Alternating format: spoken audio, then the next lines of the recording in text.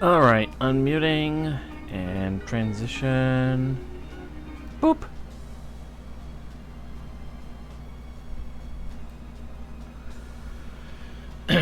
Alright, here we go. So, last time, Noctnaria was assassinated at her coronation.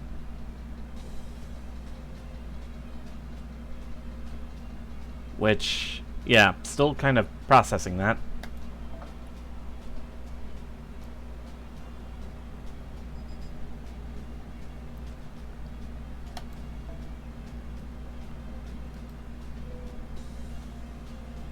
Alright,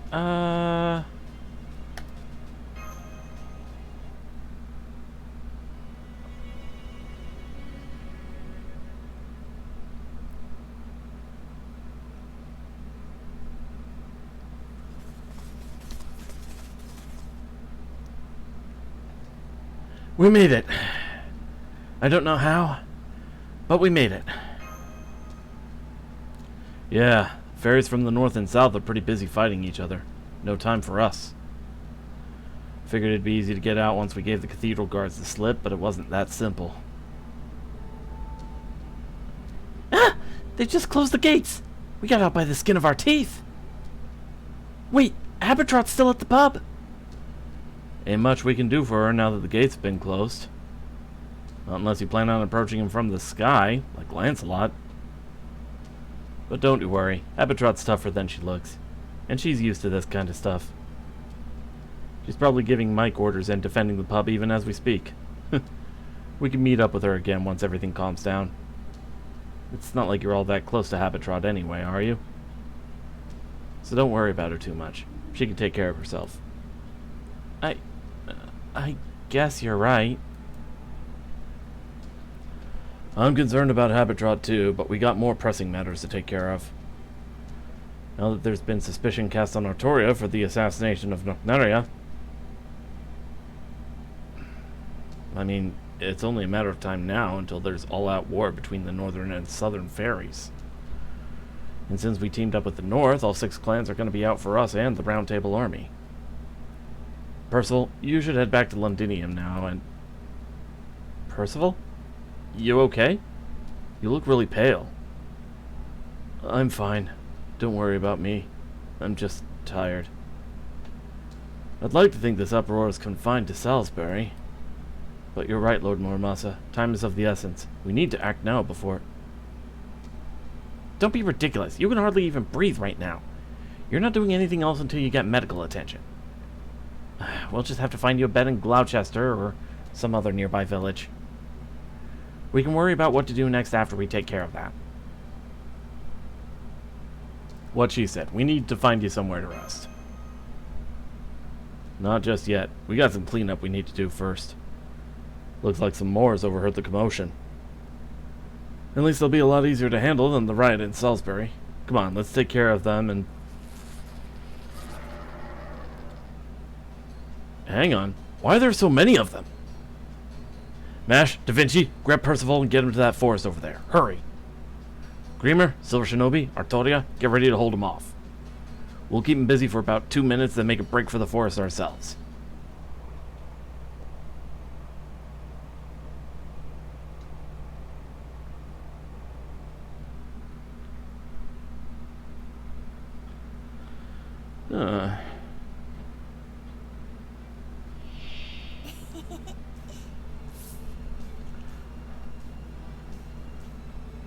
Hang on, why are the health bars so small?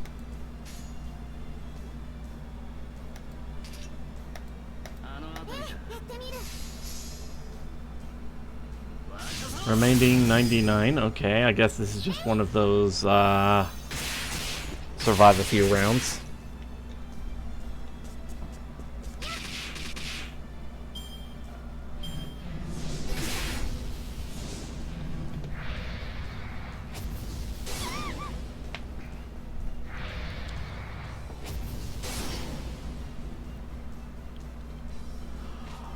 Oh no.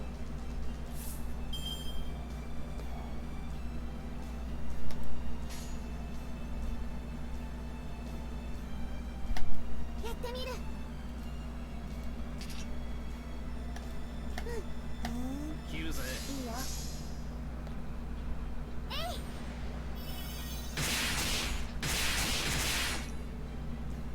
風の音。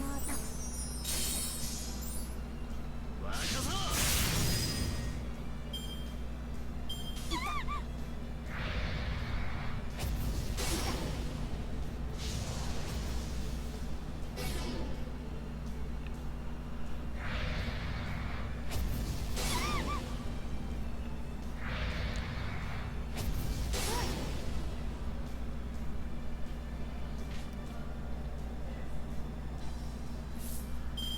Okay,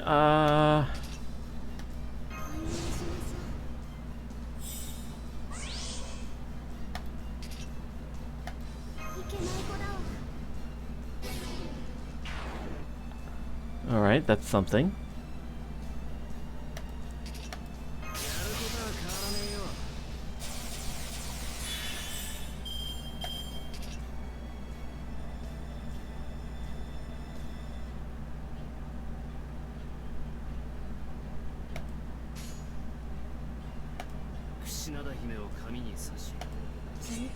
見ててね。マスターは悪い人だわ。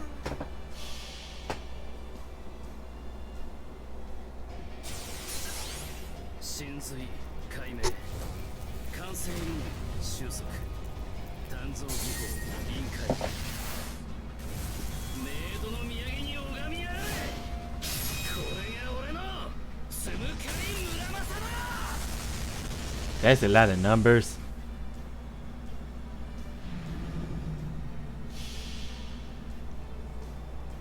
僕は導く。人の夢、人の望み、届けよう。すべて遠き星の空へ。いつか僕はたどり着く。ペイルブルードット。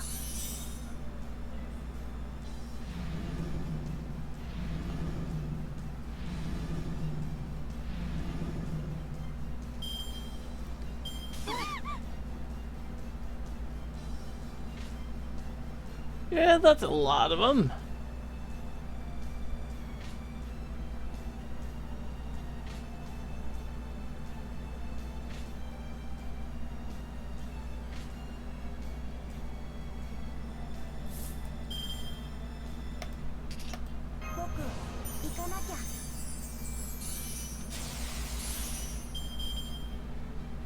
Let's see.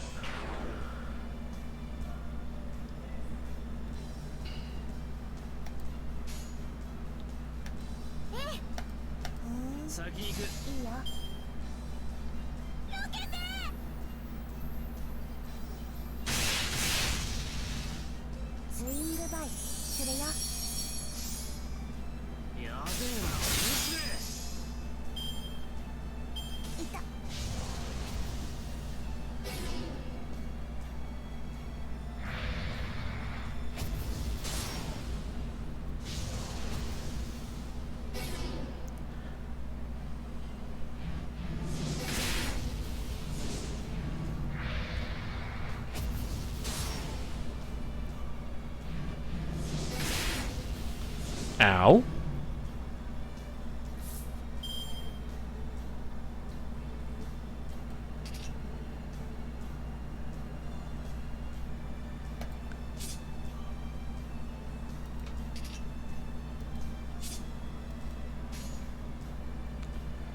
Uh...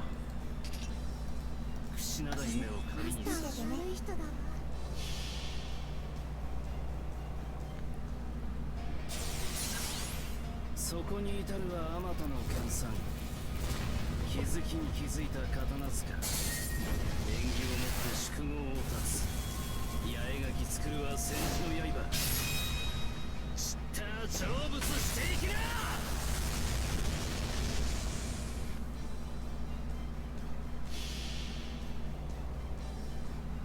僕は導く。人の夢、人の望み、届けよう。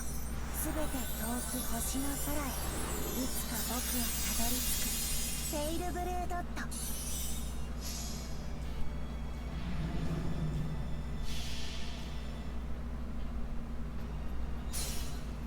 我が手に白金の鍵あり。虚無より現れ、その指先で触れたもん。我が父なる神よ。バラの眠りを越え、いざ究極の門へと至らん。クリボーン大フ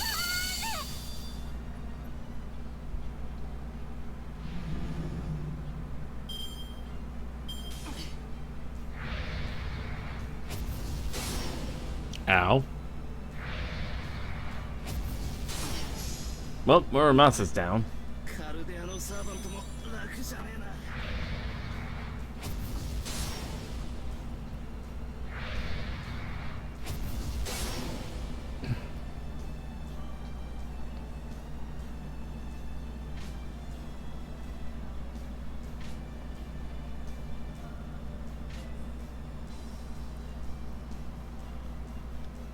Alright, I survived.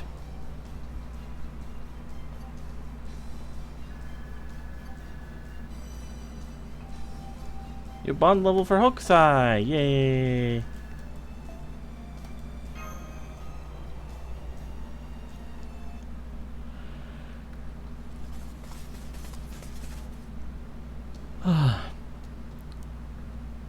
Don't tell me Moors are overrunning all of Britain now. I'm sorry. I should have been the one to fight. Never mind that, just shut up and eat this. Some of my best dried fruit.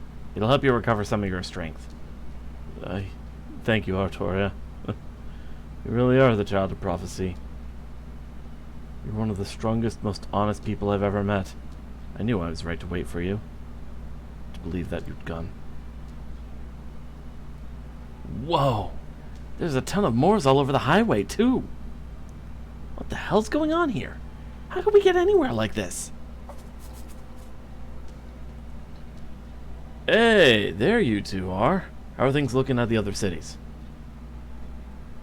That bad, huh? Then I guess it's finally begun. Greamer? We're not going to Gloucester or Londinium. There are Moors popping up all over the island, and every city shut its gates. What's worse, all the fairies who are overcome with fear in all this mess are turning into Moors on their own. Nowhere in Britain is safe anymore. This is the beginning of the Great Calamity.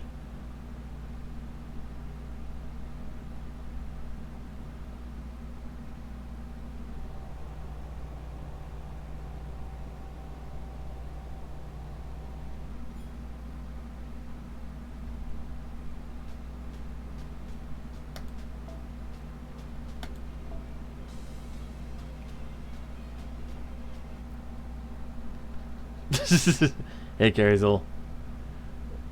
The Great Calamity? Already? Afraid so. Don't forget, Morgan's been waiting on it all this time. Don't think she knew what form it would take, though. Great Calamity is kind of like pus that builds up in Britain over the course of millennium.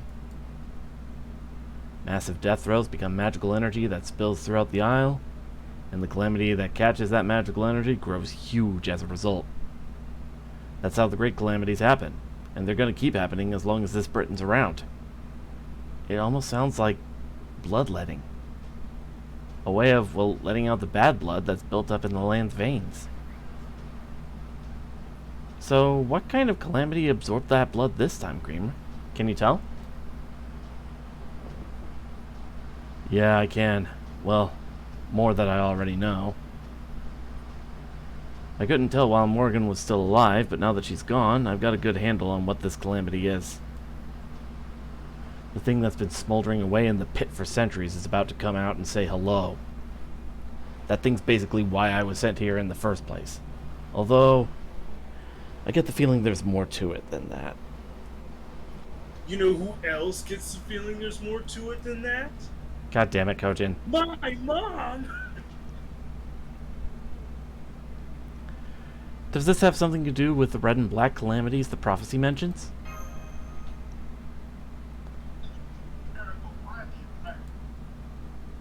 From what Gary and Thricky have been smelling, there are signs of more than one calamity on the way.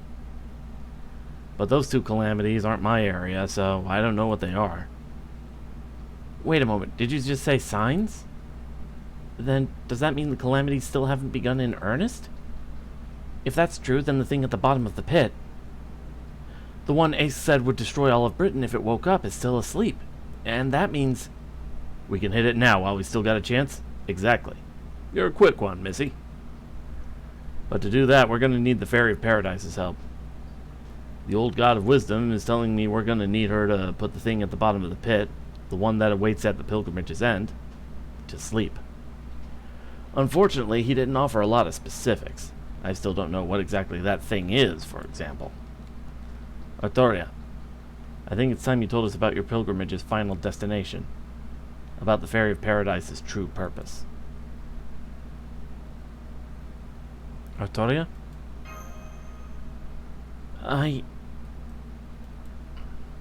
It's... Gah! Talk about the worst possible timing! Can't they tell we're busy here? Never mind that call, Artoria. Go on. What were you going to say? Huh? That was a call. Chaldea just called us.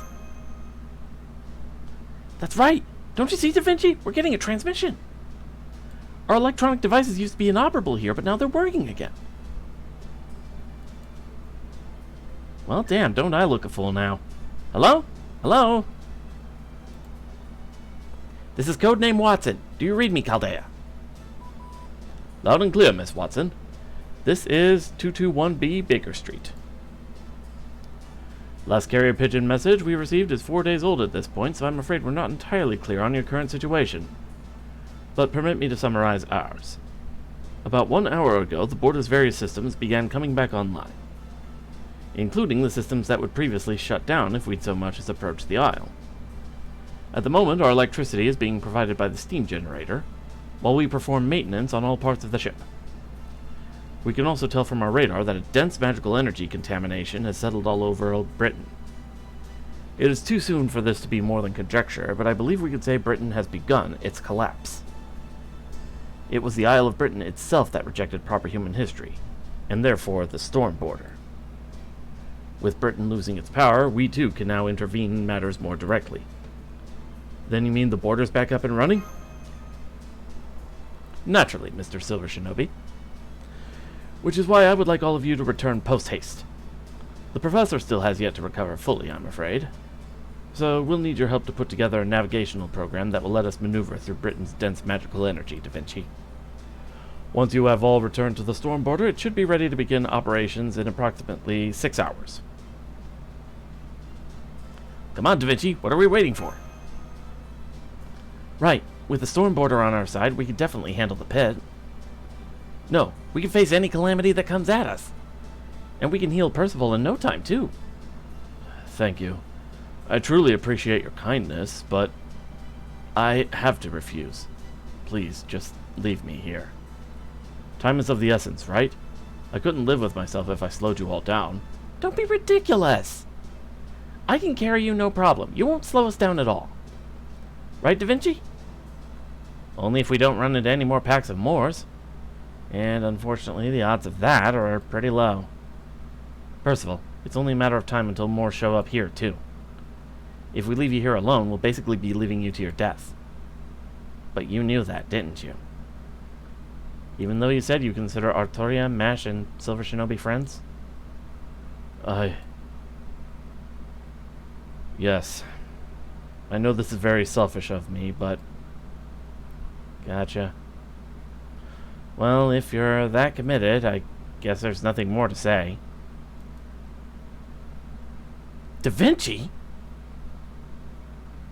So instead of saying anything, we're just going to bring you with us whether you like it or not.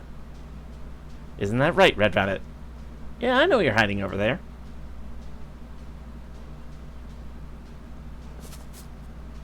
So you already knew, huh? So much for waiting for the perfect time to surprise you. No way. Were you tailing us? Well, yes. I was under orders to follow you and report back on your whereabouts. But no more. I quit. I quit all sorts of things. Guess this means I'm out of a job now. At any rate, I overheard the whole thing from behind that tree. It sounds to me like you all need a carriage, one that verges on unsafely fast at that. One pulled by the fastest fairy horse in fairy Britain, who can keep galloping non-stop until we reach our destination.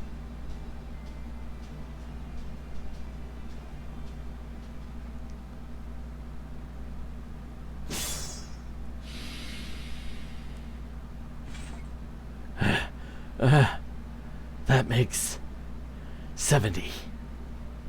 Pathetic. I can't believe I'm already so exhausted. My body is burning up. My horns feel like they're about to burst. Ah!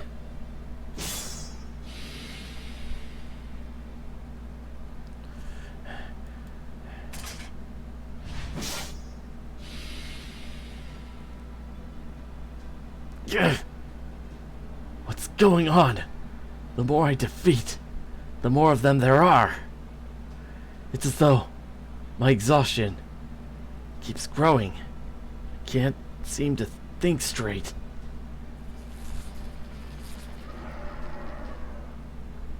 There's no end to them. They're just going to keep coming. But I must keep them away from the Round Table Army survivors outside the castle. Have at you, Moors!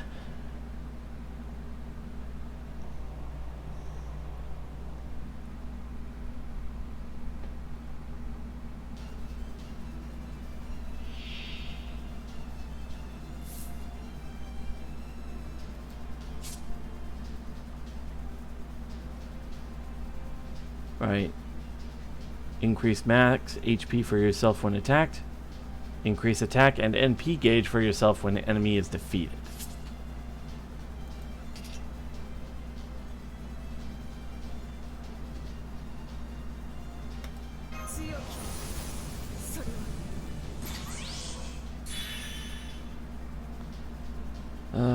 Let's see.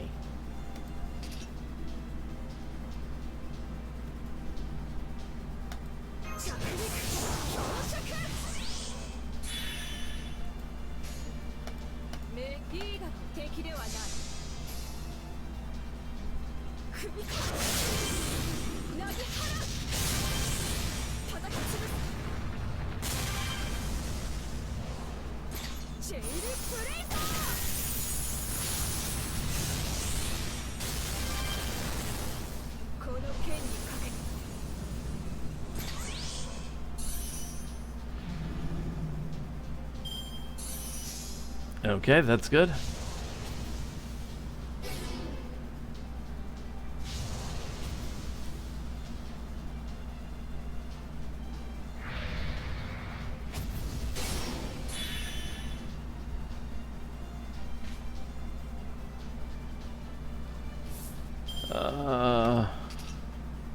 Numeral of the Saint.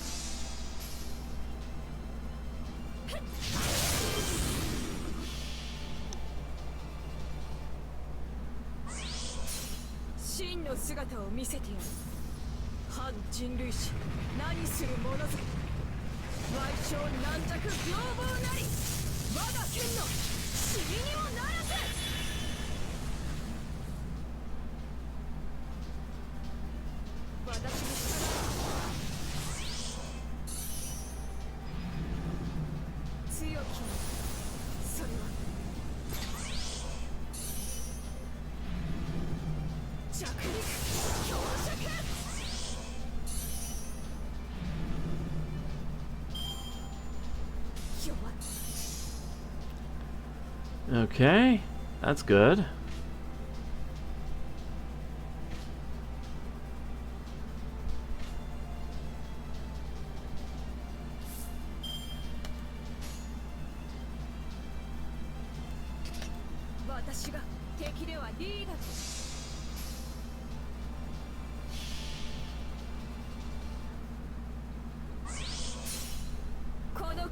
法の立証あらゆる不正を正す地熱の城壁ひざまずけブラックドッグガラキー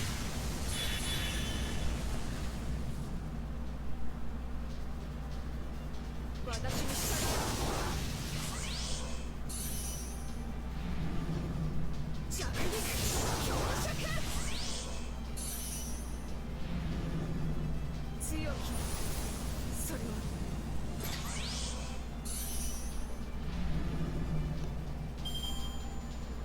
弱い And one left.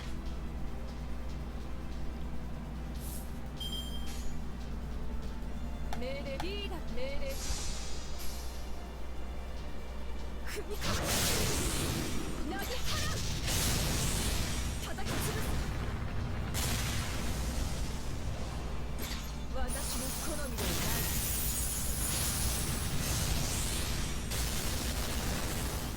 この剣にかけて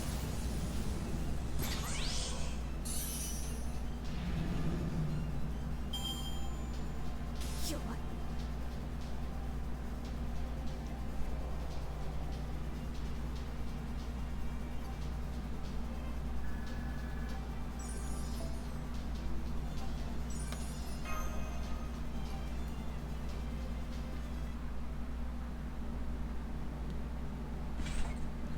What's going on?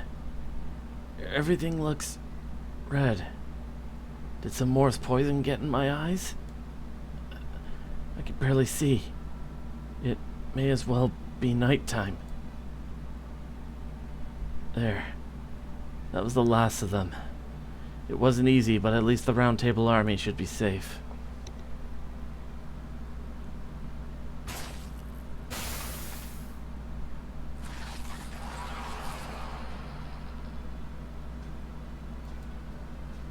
Ah! Ah! Ah!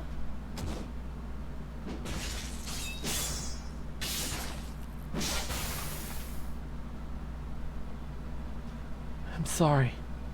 I'm sorry I wasn't strong enough. I'm sorry I told you to escape this way. But what other way was there? If you'd stayed inside, none of you would have survived there either. Maybe I should have just eaten them all. We can be food for the strong, so the strong can protect the weak. That's right. Even if Britain is reaching its end, there's still someone I want to protect. I have to go. I'm sorry, I can't rest in peace here with all of you. I have to get to Manchester. I'm its lord. I have to protect the people there.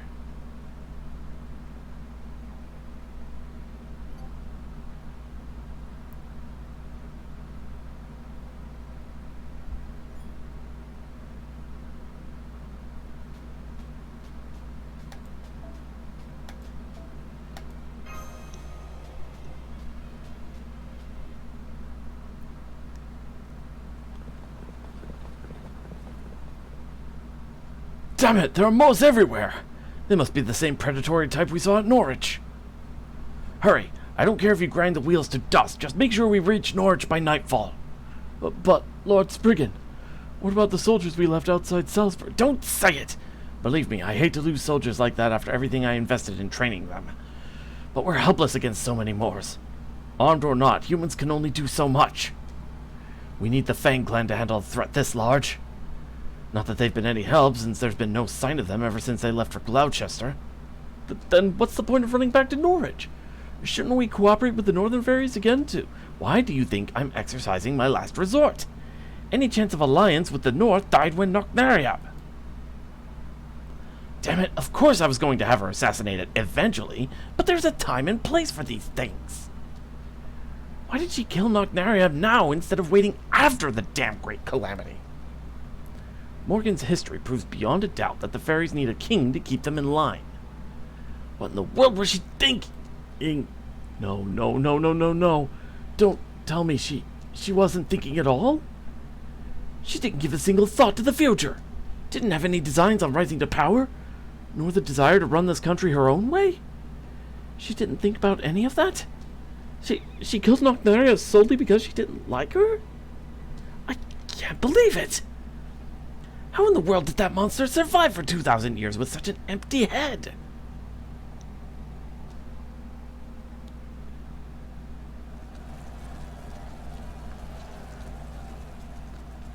Don't trust the Northern Fairies. Nocnaria was a calamity. Salisbury's Lady Aurora City. We'll protect it ourselves. Have any fairies been infected with Moor's poison? Let us know before it gets worse and we'll treat you right away. It's dangerous outside. Don't let the humans out of the city. They're our property. Anyone who tries to open the gate is a traitor. If you see someone trying it, say something. Conduct yourselves in a manner befitting the clans. Lady Aurora will save us. Long live Lady Aurora! Long live Lady Aurora! Oh, good. I'm so glad to see the night passed without incident. And I'm especially glad things have calmed down outside. Here, Coral. Come join me for a cup of morning tea. Lady Aurora, I'm afraid I can't agree about the night passing without incident. There are so many fairy corpses on the streets that we're having trouble disposing of them. Especially since we can't take them outside with the gates closed. And then there are the Northern Fairies. Oh yes, it's very sad how things turned out for them. Not only is Nocnaria dead, but now everyone knows Edinburgh's secret. What happened to the Northern Fairies who were here in Salisbury? They collapsed immediately after Lady Nocnaria's death. We took the ones who were still breathing to the rearing house and are keeping them under close watch. The rearing house? Since when have we had a rearing house? You ordered it built 16 years ago, to raise human children. It's been abandoned for 6 years now, so I took the liberty of repurposing it. Oh yes, that darling little house. I always did like it, and it turned out so wonderfully adorable. But, you know, now, what was his name again? Well, ever since I cast out that gray-haired human boy, I haven't quite been able to bring myself to visit again. Oh, I thought you had forgotten all about him. Lady Aurora, may I ask why you cast him out? What do you mean? He grew up after using the spear only once, remember? And he couldn't become the child of prophecy once he looked grown up, right? He was human, after all. Right, of course. Was I wrong to reopen the rearing house? Oh no, Coral. It was a wonderful idea. That building is fully equipped for pest control. It's perfect for the injured Northern Fairies.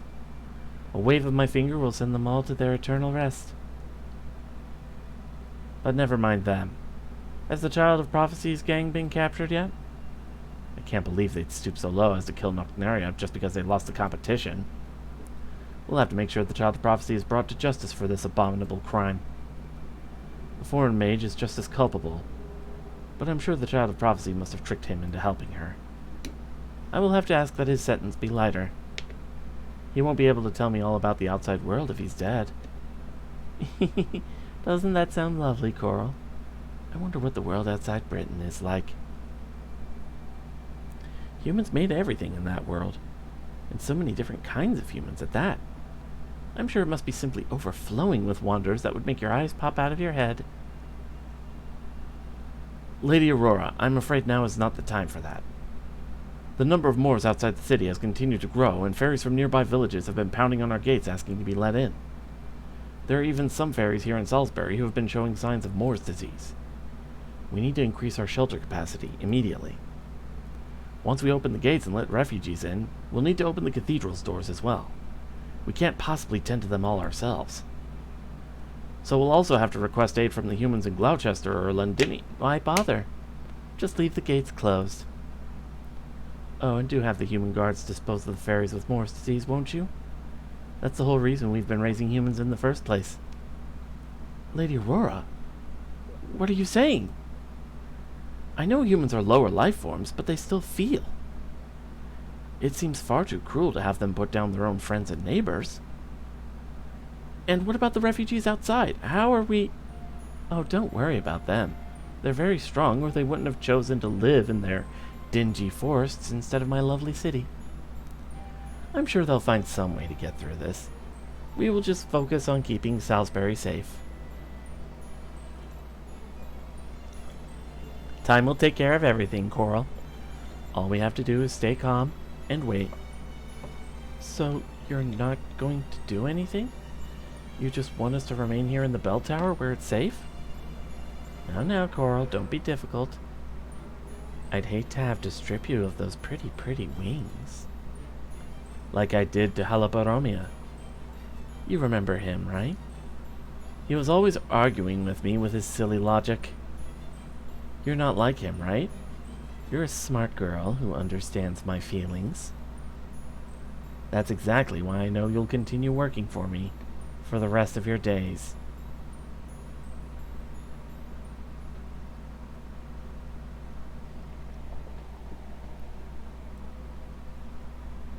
And that's all we know. We only have the wind tiding to go on, so we don't have any more details. But it looks like the coronation at Salisbury was interrupted. The Child of Prophecy killed Lady Nocnaria, and mass quantities of Moors have been appearing all around Britain. They also said that Moor's poison has been seeping out of the pit, and that all of Camelot is subsumed in a black fog. I see. It seems the great calamity has begun then. But this changes nothing for Gloucester. As long as fairies vow to abide by Gloucester's way of doing things, that is, to have fun above all else, regardless of clan affiliation, then offer refuge to anyone who asks. My Fey domain is still alive and well. No Moors will be making their way into Gloucester. Although, there isn't anything we can do for fairies within Gloucester who spontaneously turn into Moors. We'll just have to have the Fang clan mercenaries dispose of them. No. On second thought, send them out to rescue fairies stranded in the nearby villages. The Fang clan has more resistance to Moor's poison than the other clans.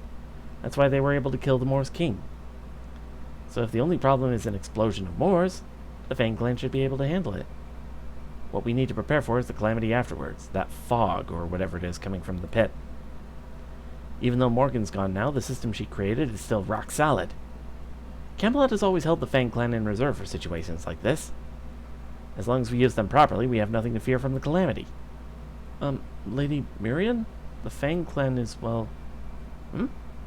What are you still doing here? I thought I gave you an order. I'm going to keep studying the pit, finally getting to the truth of it. There are passages in the documents Morgan hid away about Britain's origins. Cernunnos and the First Prophecy. If I can decipher them, I'll know what the Great Calamity really is. Whatever's trying to destroy our Britain, I swear to reveal it, or I'm not the head of the Wing clan and the Lord of Gloucester. Yes, Lady Miriam. It's no wonder you're Britain's wisest, fairest ruler. We Gloucestonians are proud to have you as our leader. Don't worry, we'll take care of the city.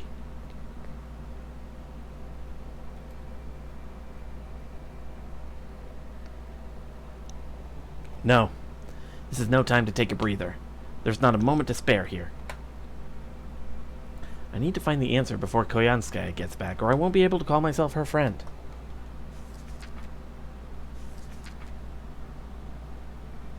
I knew it. Koyanskaya told me about these beings called gods, and it looks like there was once one in Britain, too. Cernunnos, the god of beasts and islands who parted the seas. That must be the god at the bottom of the pit. The real question is, why did this god disappear? What did the six clans wish for? But most of all, what made this world go down a different route than proper human history in the first place? I'm so close to the answer now. I can almost taste it.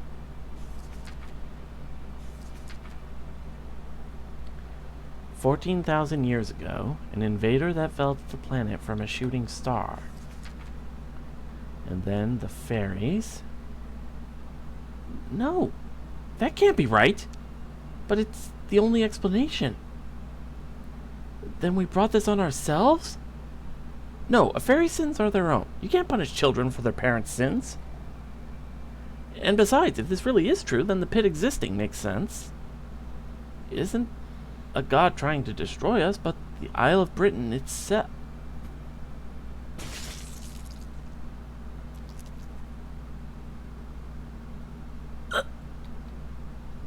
Congratulations, Miriam.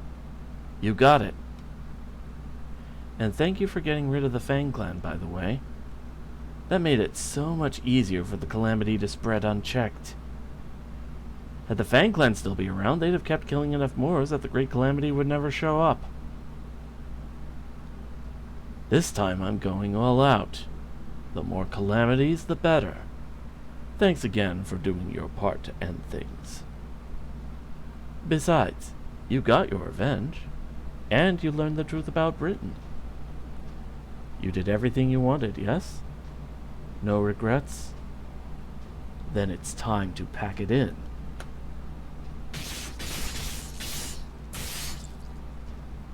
It's you. Yes, that's right. Oh, and before you go, permit me one final confession. I'm sorry for sicking the Fang Clan on the Wing Clan all those years ago. I honestly didn't have any real reason. I was just in a bad mood that day. Terribly sorry.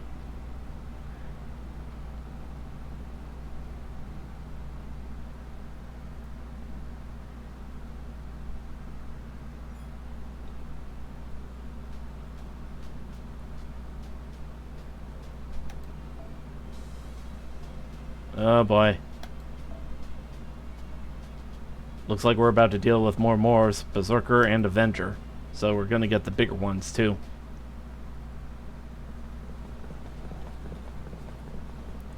It's been a day and a half since I started galloping along the coastline. We should be at the western shore soon. Incidentally, I've started to lose all feeling in my forelegs. My hind legs too, for that matter. To be perfectly blunt, I'm afraid any more running could endanger my life. My life as a Fey racehorse, that is. Thanks, Redra. We can take it from here. Not at all. Even putting my legs aside, the wagon wheels are about 20 seconds from falling off. Are you all ready to run to the ocean as soon as you're out of the carriage? I see a whole mess of Moors over on the shore. I never did figure out what exactly propeller humming history was all about. But I suspect it means you are all the brave warriors destined to truly save Britain. It's been an honor to accompany you on your journey. Alright, this is as far as I go. Take care, everyone!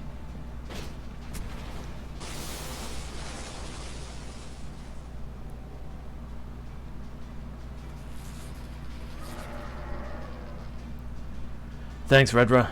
You've been the best damn horse I ever seen. Come on, Greamer. It's our turn now. Let's clear them a path.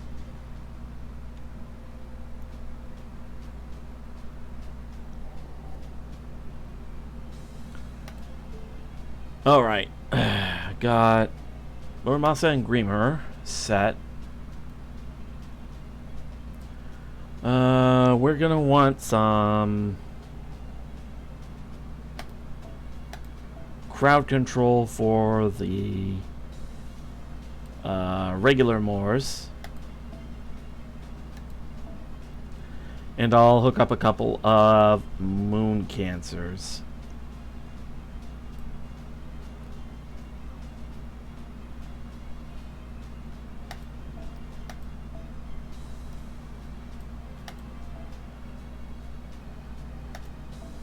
Alright, couple of kaleidoscopes.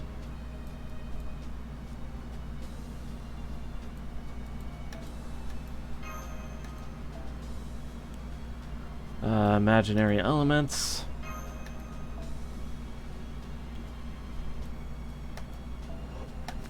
Alright, engage.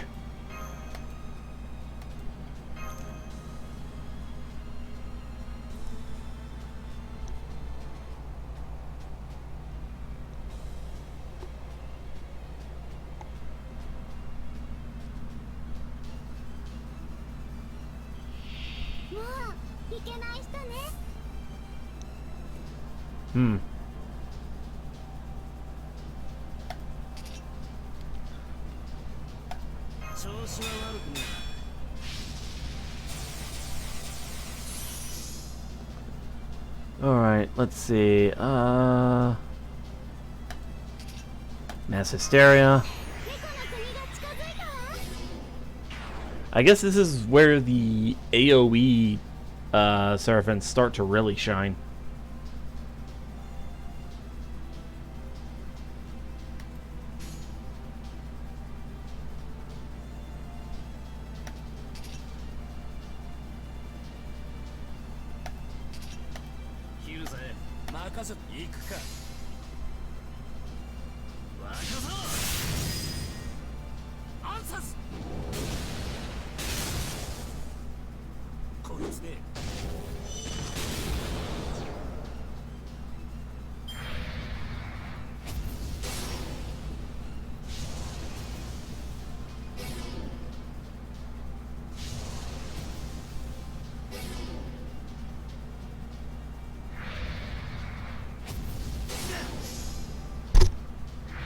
Sorry. Let's see.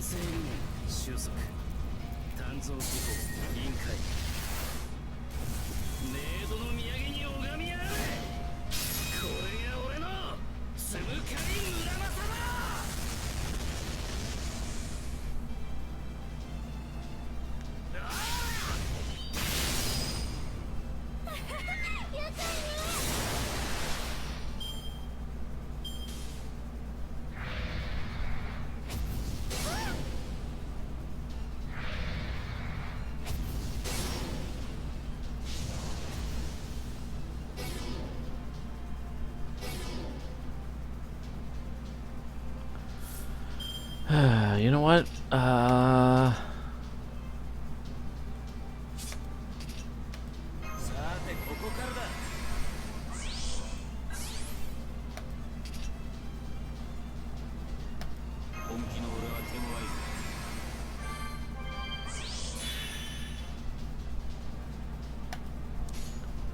Let's see. Wicker Man.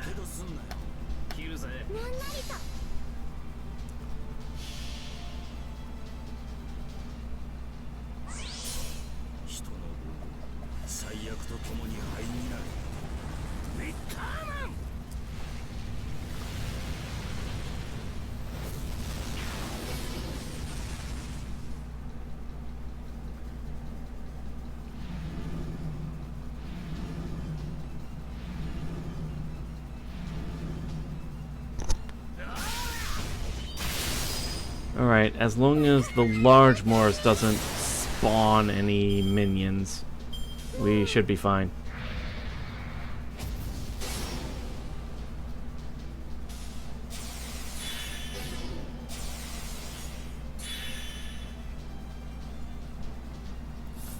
Alright, let's see.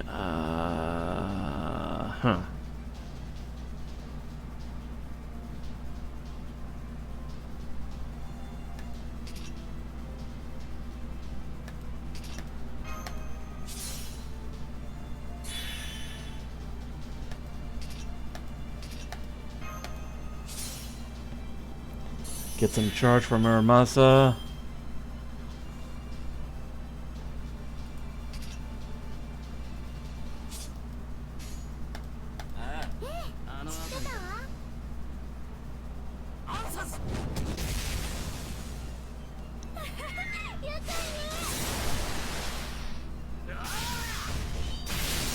Oh, come on. After all those crit stars?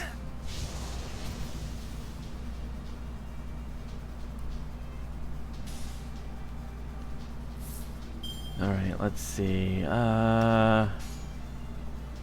Brave Chain with Abby.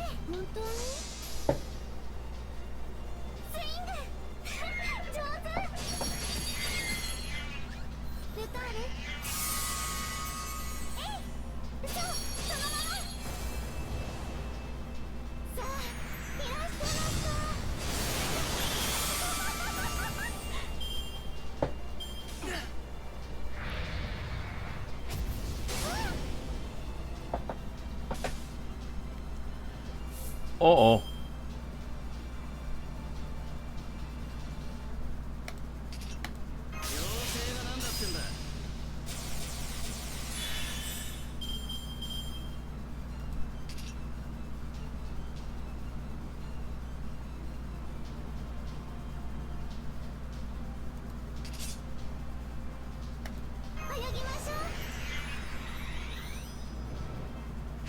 Okay, that at least lowers its defense, so if I do this, キルサ先に行くあの辺りか若そうくれてやるよいいぜくれてやるてめえとはそりが合わねえよ okay. That saved us from a bad ending there.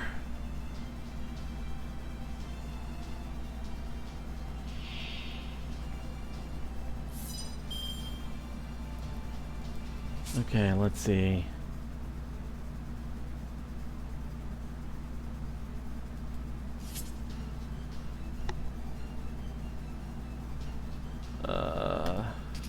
Godslayer EX.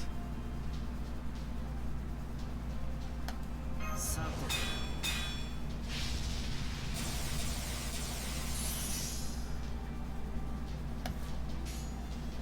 Actually, wait, what does remove defense buffs? Deal heavy damage, decrease defense. Okay, yeah, I could do that. 満ちていくわ。折れんなよバラの香り。先行く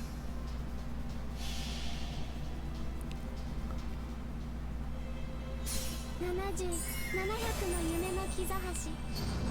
天雪川星々の帆船。雲の帳の摩天楼。猫くつろぎし呪力。神々の宮、凍てつく荒野の絶景。探索の虎は最後地その戸口を戦う。ドリエムローズ。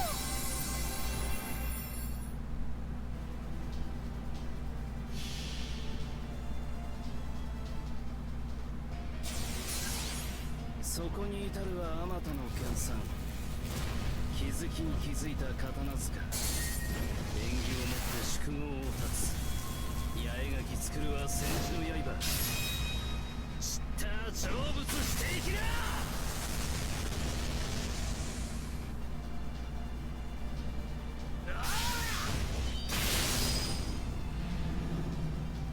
Okay, one down.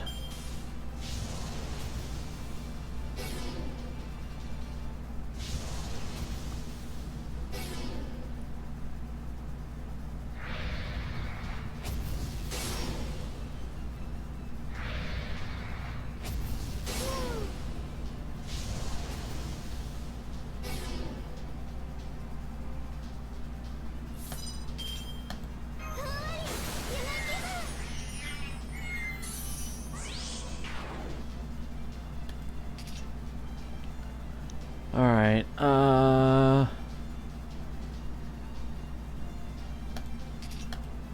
at the lake.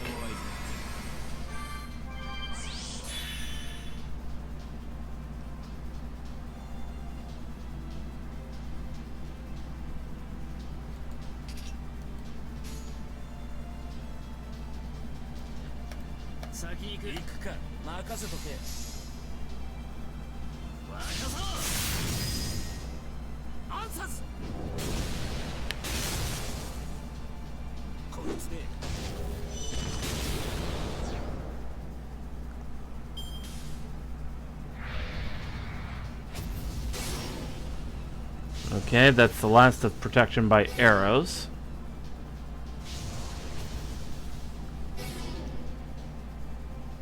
And they're really dogpiling all the curses on Greamer.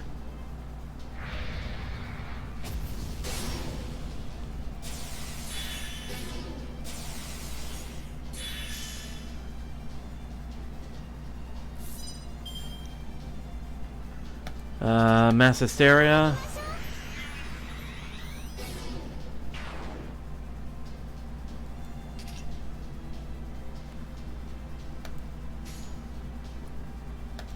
とっておきをくれてやる。先行く。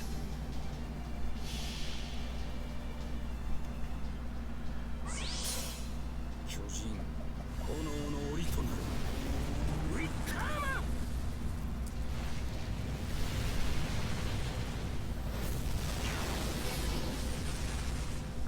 マン。 Okay, so that just leaves the Avenger enemies.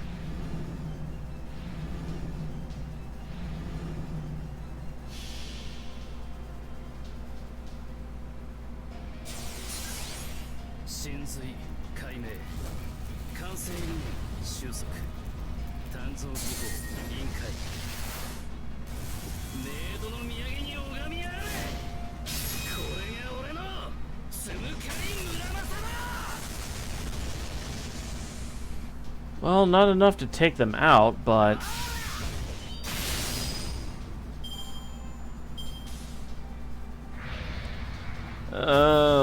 Greamer might be down if he's hit by a stray shot.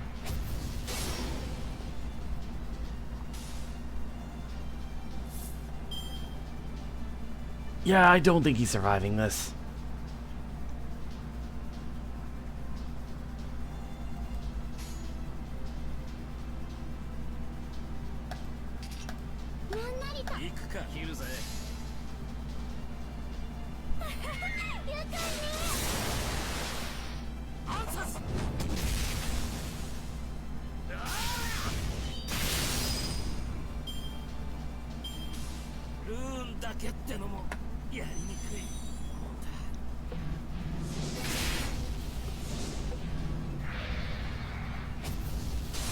And Muramasa's down too. Great.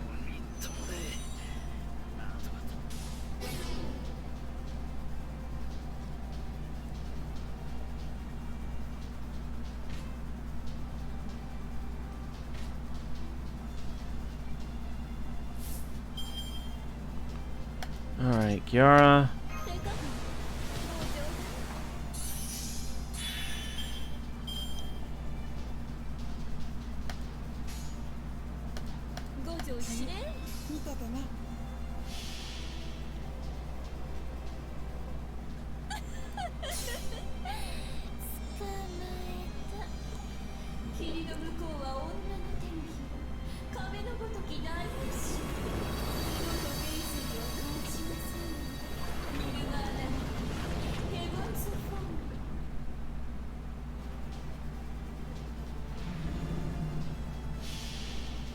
Pale blue dot just to finish it off. 僕は導く人の夢人の望み届けようすべて遠き星の空へいつか僕へたどり着くペイルブルードット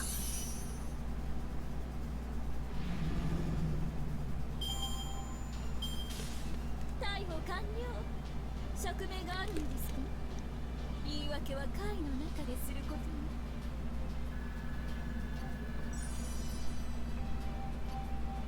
Oh, bond level 5 on Summer Kiara. Okay.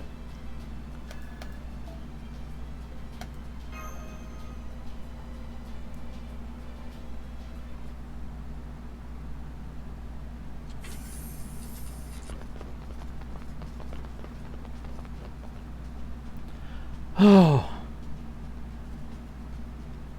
Wow, I've never seen the command room so frantic. Congratulations on a job well done, Silver Shinobi. Good to see you safe and sound. This place seems to be seriously bad news. Our sensors are detecting a positively absurd magical energy signal.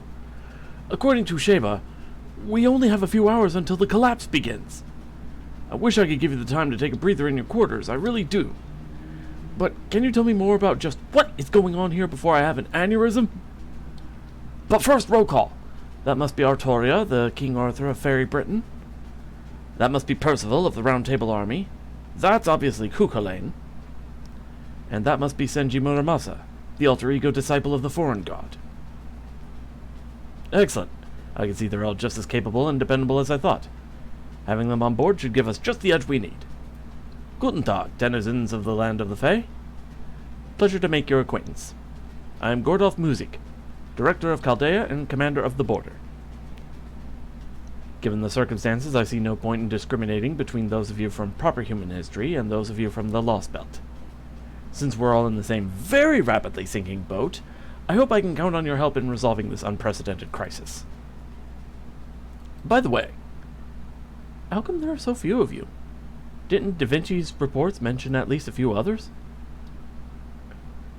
Gareth and Oberon didn't make it. What? How about the Northern Fairies, then? Didn't you have a mad match with the Mabe lookalike where you became mad friends? Nocnaria passed away during her coronation. Oh, I see. Then her death can't have been a peaceful one. What a terrible shame. Well, we can't count on help from those who have already passed on, and there's no point in dwelling on it. Alright, let me tell you what the situation is here.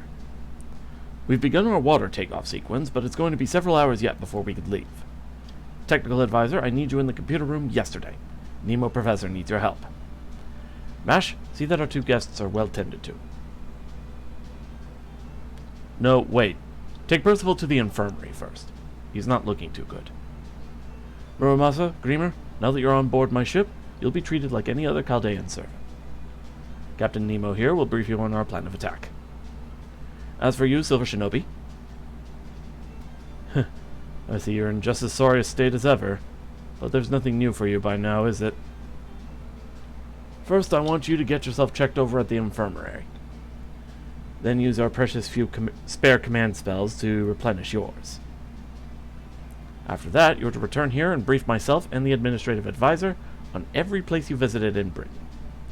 As you know, we'll be going in there ourselves in the storm border in just a few hours.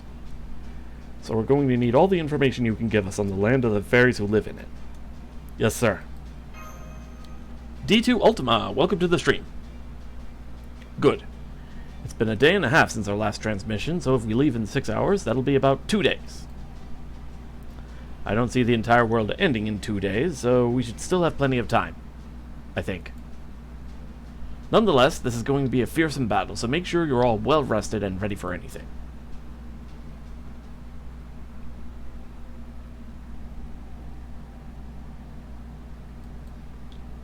I see. Very well. I believe I now have a firm grasp on what has transpired since our last communication. I appreciate your attention to detail, Mr. Silver Shinobi. With your information, I know what we need to do, though whether we can do it is another matter entirely. Oh, so what is it we should do then?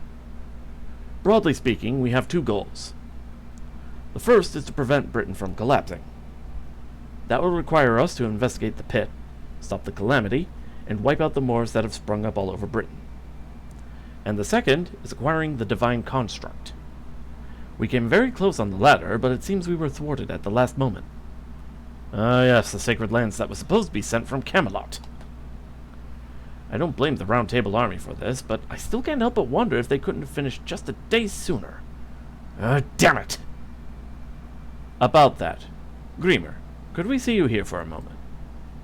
What's up? Got a question for me? I do, yes. It pertains to the divine construct. We thought we could achieve that goal by seizing one of Camelot's sacred lances. But according to Mr. Silver Shinobi, you seemed a bit put off when the topic came up before. May I ask why that is? Awesome! I don't know if a sacred lance made by Morgan is something we can actually use ourselves. But even if we can't, it'll be an invaluable divine construct just as a reference. Thanks again, Percival.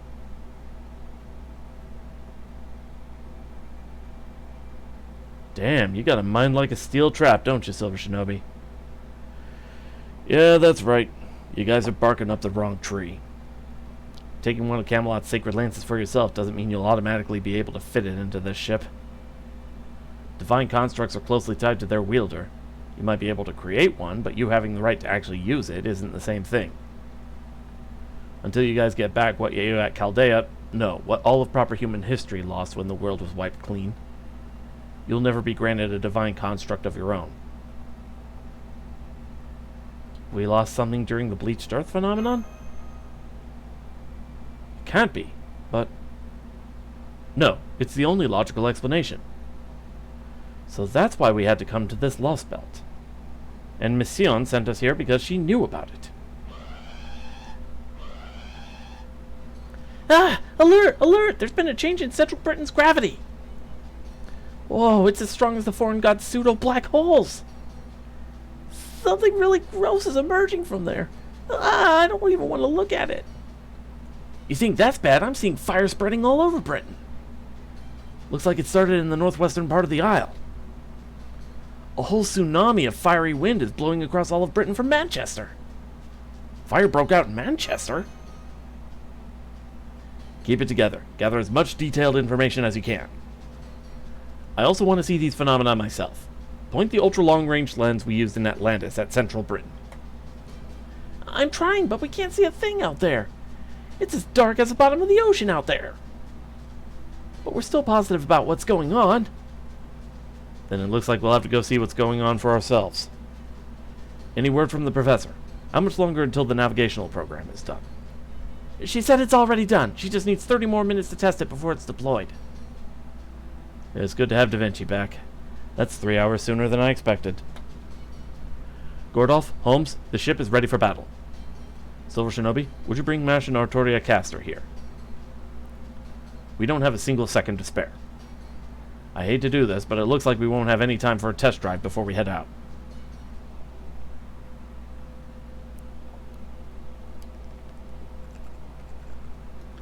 Okay, that should handle your minor injuries, and I also gave you a stimulant ampule. But are you sure you don't want to try the recovery pod? It might not help you recover completely, but it should at least give you a little more energy. Thank you for your help, Da Vinci, but yes, I'm sure. I'll wait until after the great calamity has been dealt with. If I get into that bed, I'll be unconscious for several days, right? I'm the commander of the Round Table Army, and that's time I can't afford to lose. Even if I can't be of much help, I still want to see what becomes of Britain. And besides, how could I ever face my soldiers if I told them that while Britain faced this crisis, I was asleep?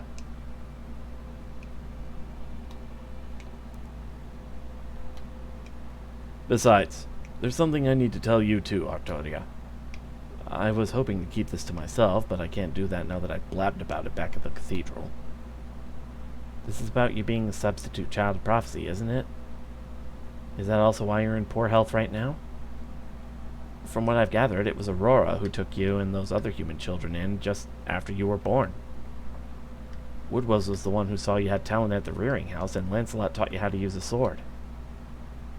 I'm guessing the purpose behind all that was to create their own child of prophecy? That's right. After Ainsl's prophecy became known, a number of different measures were taken in response to the child of prophecy. The Queen's army captured all fairies who had just been born. Some villages hid next-generation fairies who met the description. And some villages raised them in secret. The Lord of Salisbury idea was this. If we don't know where the child of prophecy will appear, we could just prepare our own in the meantime.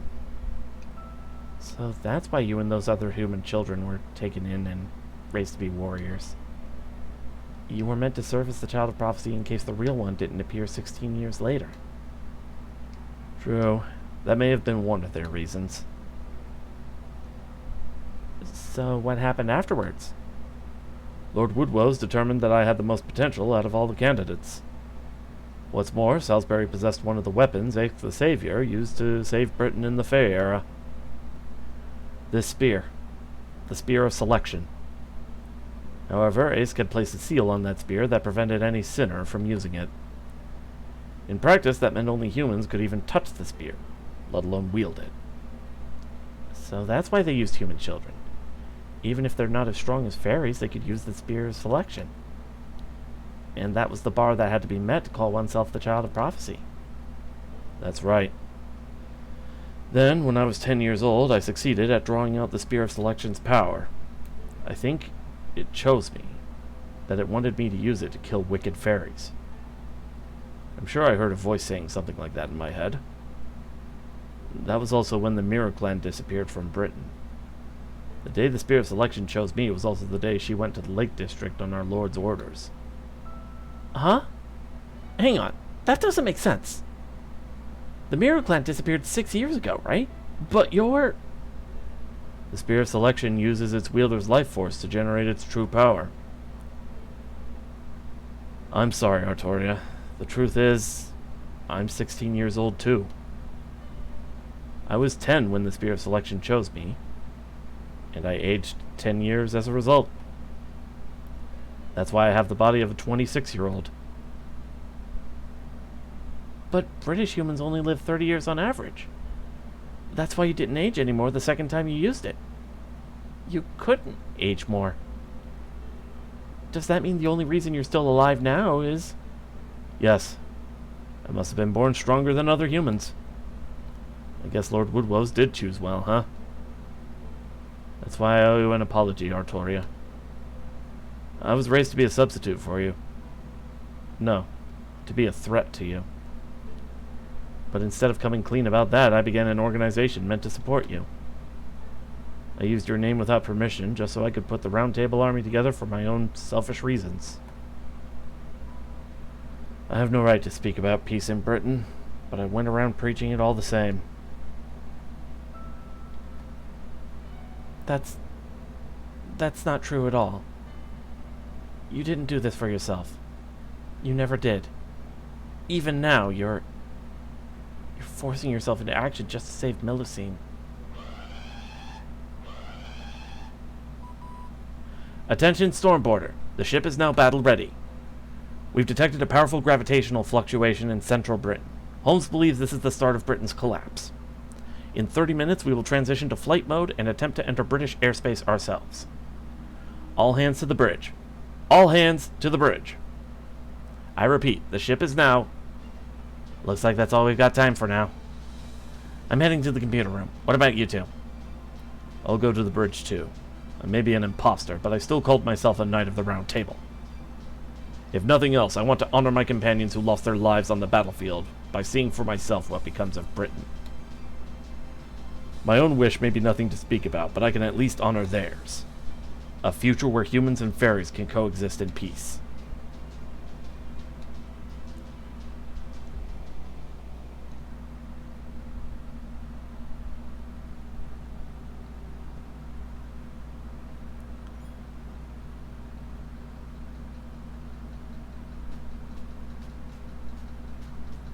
Oh,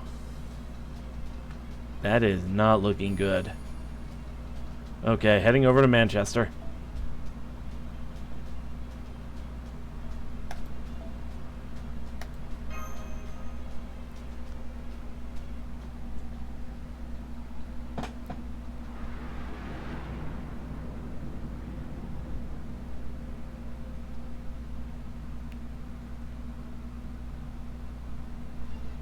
What the devil is going on here? It's only been a day and a half. How is all of Britain burning in only a day and a half? I mean, I knew Moors were bad news, but this is unbelievable. No, Moors don't use fire. Something else did this. This has got to be the Red Calamity. Looks like the fire's coming from Manchester. Isn't that where we made that promise with Barghest? That we'd help some fairies migrate to proper human history if things went belly up?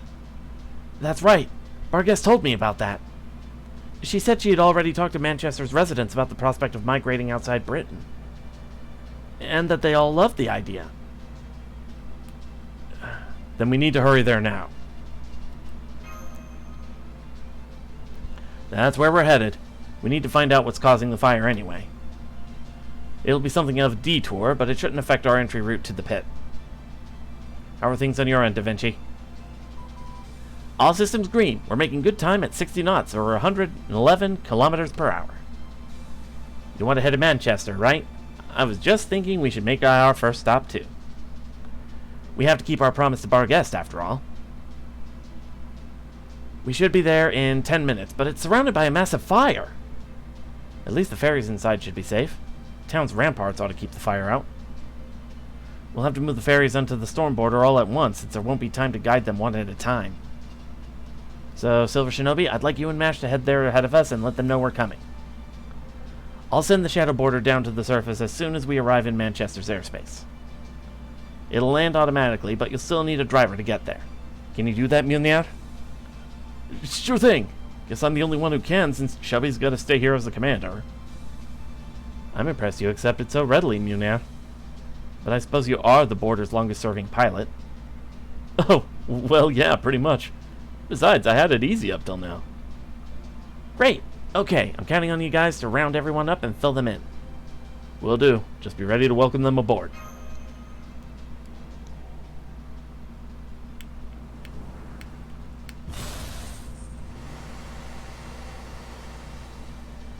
Man, I feel like a paratrooper.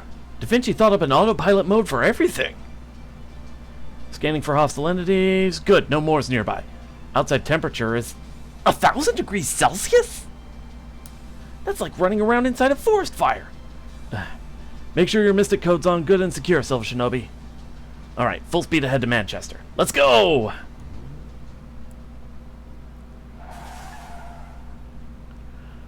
Open the hatch, we're heading out. Huh? Munir, the hatch is still locked. We need you to... I'm sorry. I can't. You can't go out there now. Damn it, what the hell's going on here? You guys said Manchester was supposed to be this quaint, idyllic town, right? So what the hell am I looking at? Munir? What are you talking about? MASH. Come look at the monitor.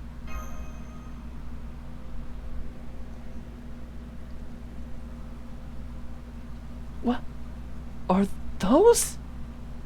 They're corpses. A goddamn mountain of corpses. And not just fairies.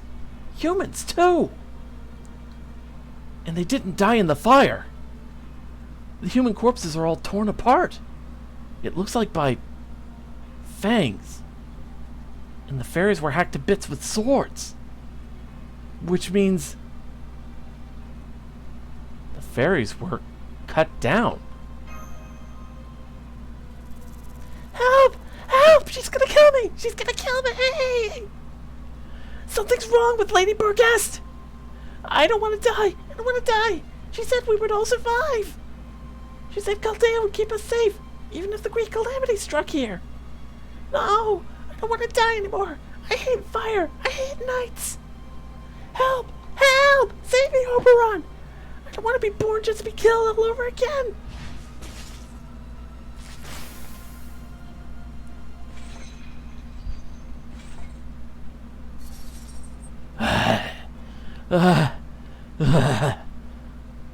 Barghest? That's Barghest? She doesn't look anything like you described her in your reports. Did she do this to Manchester? I can't go outside. It's too dangerous. Her magical energy is skyrocketing. The hell? How could she have more than the storm porter? Is she eating the smoke? No, wait. She's sucking magical energy out of the fairies' bodies. Dear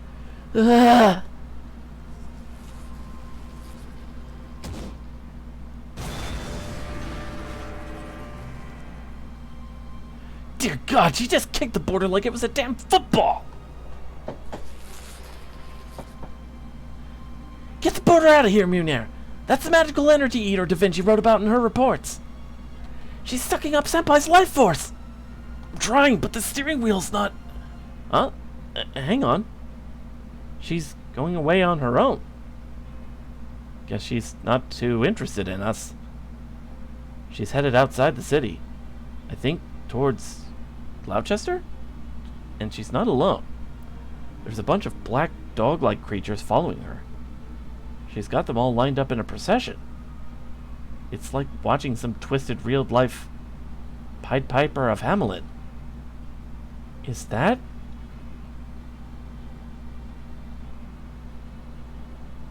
Barghest? Why?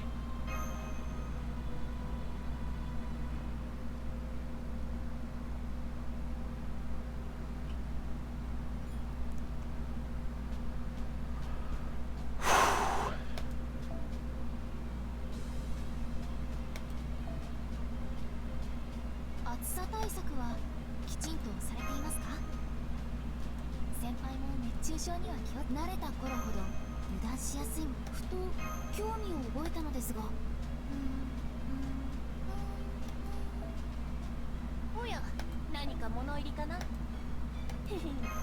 ではどうぞこちらへ。暑さ対策は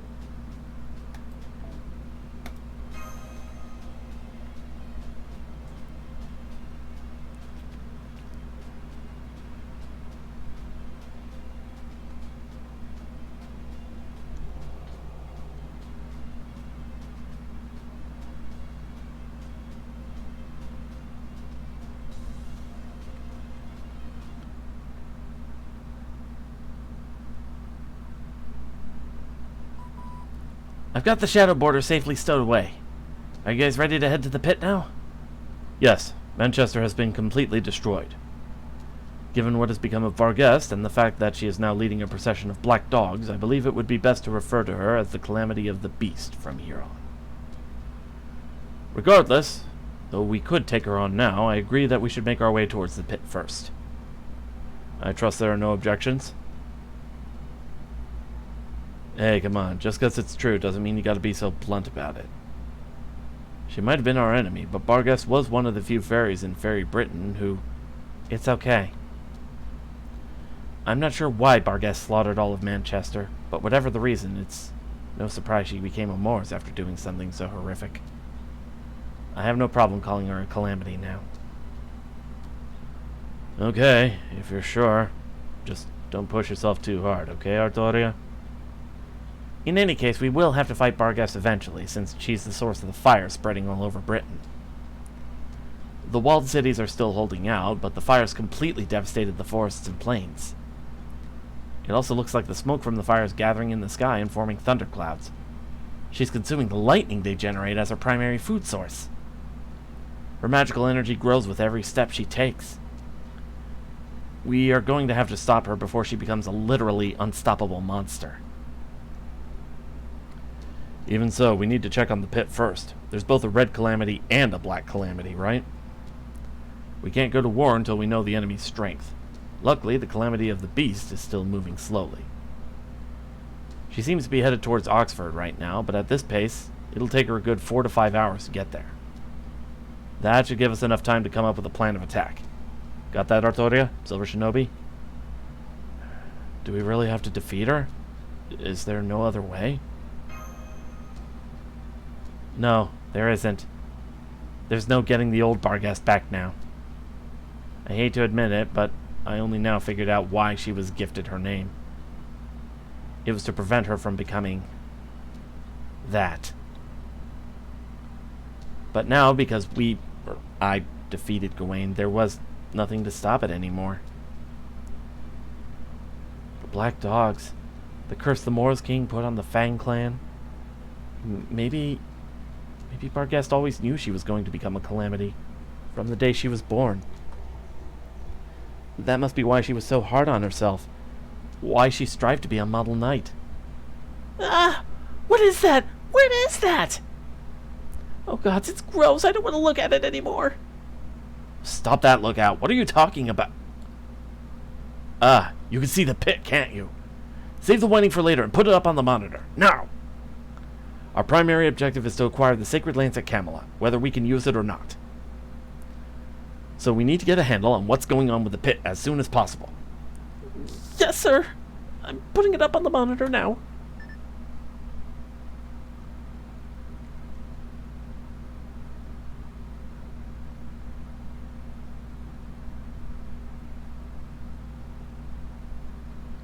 What is that?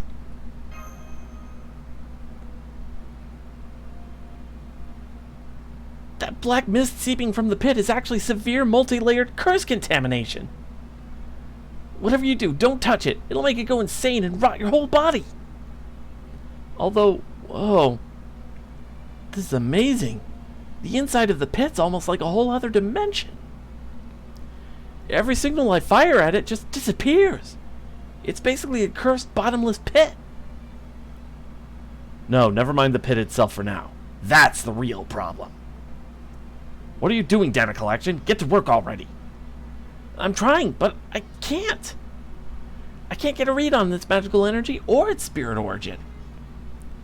I'm not even getting any real numbers for its mass or volume. even when I compare it against the pit itself, just the part we're seeing here is showing up as over 2 kilometers long.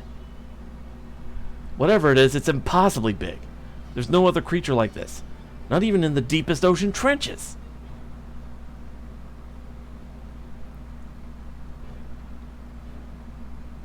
Dreamer, is that the same god that was present during Britain's genesis? Yup. That's Cernunnos, the beast god in Celtic mythology. It's the king of beasts. And the one who knows hell itself. Here it's the being responsible for Britain's creation. That thing's why the old god of wisdom chose me to come here as his vessel. That said, he didn't mention how much it's changed. If this is his idea of a joke, I ain't laughing. That thing's way too big for anyone, human or fairy, to do something about.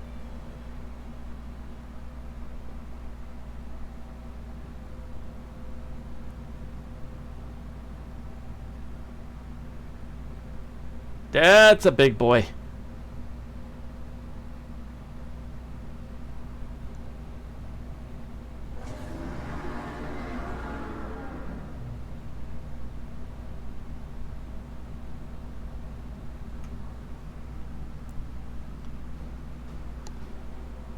That's the creature from the mural. Is this really happening? Please tell me it's just a bad dream. Zeus, I can understand. He was a machine, at least. Ivan the Terrible might have been a massive mammoth, but that made sense for the frigid tundra. But that's a living creature. There's no way any living creature could be that huge. And it's just standing there right in front of Camelot. We can't possibly go in to collect Orongo Miniad now. Or can we? What do you think, Administrative Advisor? Is there a chance we can get past that thing? I hate to say this, Gordolf, but I simply do not know. We simply know far too little about that creature to say anything for certain at this point. I can say that even viewing it through the monitor is enough to give me palpitations. That creature is pure, concentrated curse. In fact, I dare say there has never been a maledict god more powerful. It would be suicide to set foot in Camelot right now.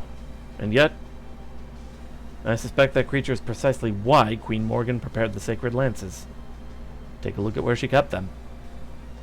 Then Queen Morgan was preparing a means to defeat that thing. She had a plan to protect Britain all along. Then we should go to Camelot. The sooner the better. I agree. Besides, the big guy hasn't so much as budged. Maybe he's just there existing, and that's what he does. Plus, servants ought to be able to withstand some degree of curse. So I say we do what Silver Shinobi says, head down to Camelot's throne room now before... We can't. It's too late. It's all too late.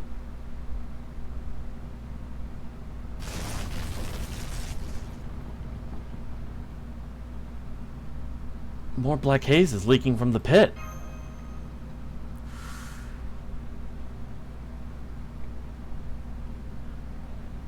It's the same as the calamity we saw in Norwich. Then that must mean it was... Yes.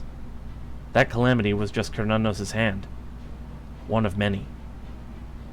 Never mind that now. That hand thing is creeping up the wall towards Camelot. No way. It's destroying the castle. Our magical energy gauge is going haywire. The curse contamination emanating from the pit just skyrocketed. It's currently at 6,040 million tons. It's still rising. It's a humongous tsunami of a curse, big enough to cover all of Britain.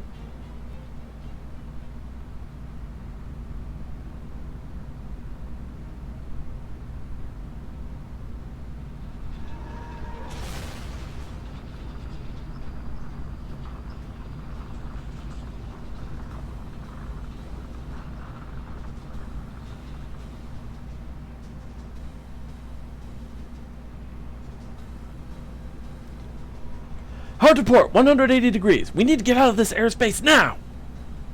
If that stuff swallows up the border, we're done for. Don't let even one of its fingers so much as graze us.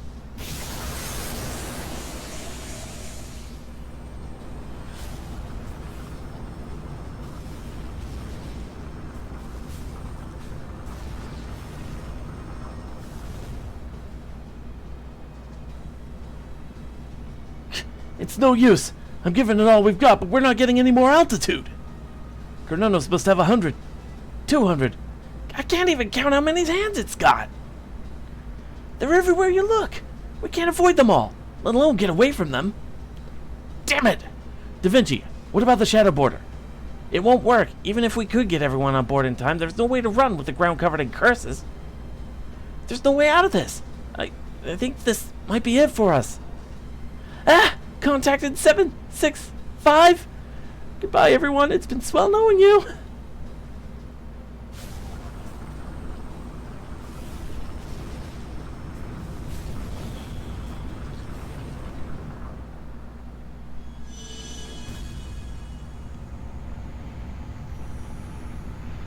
What the?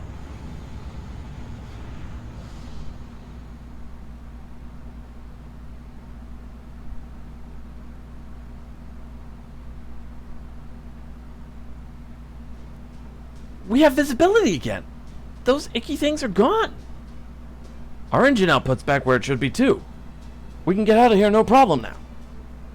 Oh good. That makes all the trouble I went to worth it. Now do you all see why NFF Services guaranteed safety protection is the best in the business? That voice. That honeyed, ice-cold, dangerously alluring, Vichy voice. That can only be Tamomovich Koyanskaya?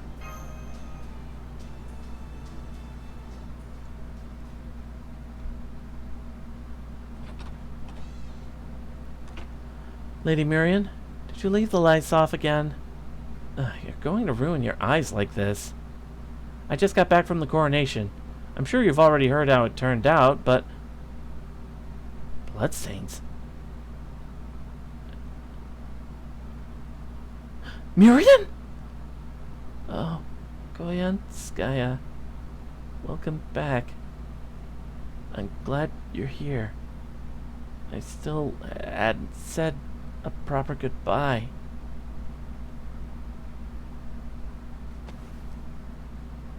Oh, perfect. I actually came here to say goodbye myself. Thank you so much for all your help with fundraising and product distribution in Gloucester. Moors may be the only new creatures I managed to acquire here in Britain, but I still enjoyed some lovely days off thanks to your generosity. I promise to repay this favor one day. As soon as I finish making my primate zoo, you'll be the first to receive an invitation. That sounds great. But I'm sorry. I'm not sure what's going on anymore. It feels like I'm still dreaming. And once I wake up... You're worried you'll forget everything. Not to worry. I'm the beast of taming. Unlike humans, I never forget my debts. Thank you for calling me your friend, my eccentric little princess. It would be an honor to purchase your joy and grief from my catalog. I'd never sell them, of course. I'm quite fond of you. I see. Then, do you think you could pay me for them now? I was an idiot. I couldn't keep my anger, my hatred in check. I'm responsible for this. I should have realized who the true enemy was. But instead I was used and manipulated right to the end. So at the very least... You'd like to get your revenge? You just leave that to me. I'll follow these bloodstains and find whoever... No. I want you to at least protect Britain. We fairies may be fated to die out. We can never atone for our sins. Even so, I still want you to protect Britain. To protect the land of the Fae. I don't want the Great Calamity to just wipe us all out on its own terms. I want us to reach our destination, even if it's the end of the line. Can I ask this of you, Koyanskaya? Even though you're all alone in this world, just like me.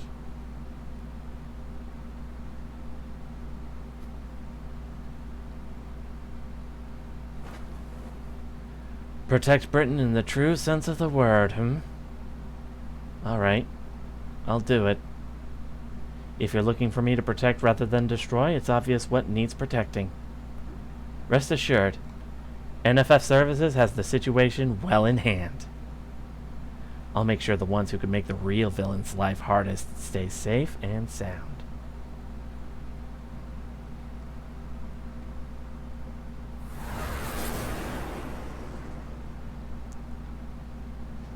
That's Koyanskaya's beast form! Marines, can you put that up on the monitor? It's no use. Our cameras are being jammed. And our sonar's not working either. Ah! Do keep those annoying pulses off of me, won't you? They're messing with my concentration. Sonar jamming, huh? As with Limbo, it's only a matter of time until we'll need to settle things with Koyanskaya. I was hoping to collect some data that would help us eventually subdue her, along with some inspiration for my deductions. Well, are you going to escape or not? This emergency evacuation service expires soon. If you need my services again, it's going to cost you dearly. Right, get us out of here, double quick. I certainly don't want to be stuck with a preposterous bill. But we will pay you in full for this service eventually. You can count on that as surely as you can count the bruises we left you after our battle in Olympus.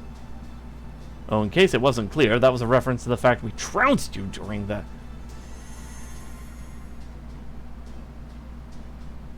Crap, we just lost some power to the engines again. Can it, Chubbs? You're messing up our motivation. No, it's not that. Pressure is building up on the ground again. It looks like even Koyanskaya could only hold it off for so long. Munir, get us out of here. Whatever you have to do, do it. I don't care if you have to ruin one of the Triton engines. Make it happen. Aye, aye, sir. I'll apologize to Engineer later.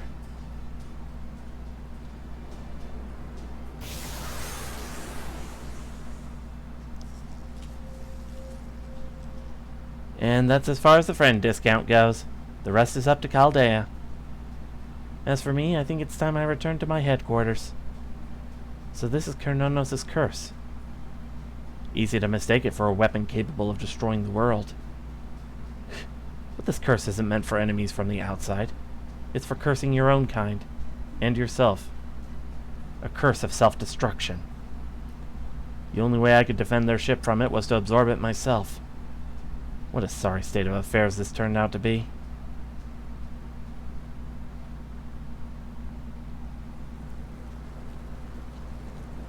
And so the Chaldean ship barely managed to escape from central Britain. Barghest, now transformed into an enormous calamity of the beast, continued wreaking havoc in other cities. Having crawled out from the pit, Kernonos continued exuding seemingly endless curses.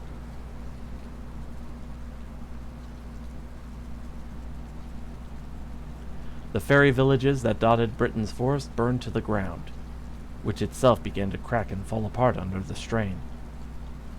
2 hours have passed since the storm border first set out with the goal of saving Britain. They couldn't save anything. The residents of Norwich came to blows over who would escape on the 2 ocean liners, eventually devolving into murderous mobs of fairies and humans. In a barber shop on Main Street, a kind young human man comforted a fairy woman who had succumbed to panic. The residents of Oxford, who had moved there with the hope of becoming the next privileged class, were destroyed when they were unable to fend off a Moor's attack. Without the Fang clan there to protect them, they were utterly powerless. Although Salisbury managed to defend itself by keeping its gates closed, it was coming to an even more gruesome end than any of the other cities. Londinium continued to burn in silence. The few remaining Round Table Army soldiers welcomed the fairies who fled there, and did their best to fight off the Moors. Though in truth the Round Table Army soldiers were already badly injured, and no longer able to fight. So the fairies who sought refuge there summoned up the last of their courage and defended the soldiers for as long as they were able. The residents of Gloucester disappeared relatively painlessly, one at a time. A young girl who had been freed from the Western Ranch some time before made the journey back to Gloucester after a series of trials and tribulations. She braved her way through the flames to rescue her former master, a failure of a fairy who had been helpless without her. After a tearful reunion, the girl and fairy joined hands before being swallowed up by a fissure on the ground.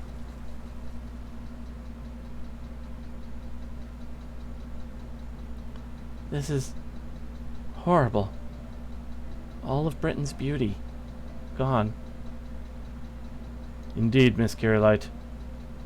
Once the other Lost Belt's trees of emptiness were gone, they disappeared as well. But their inhabitants were none the wiser.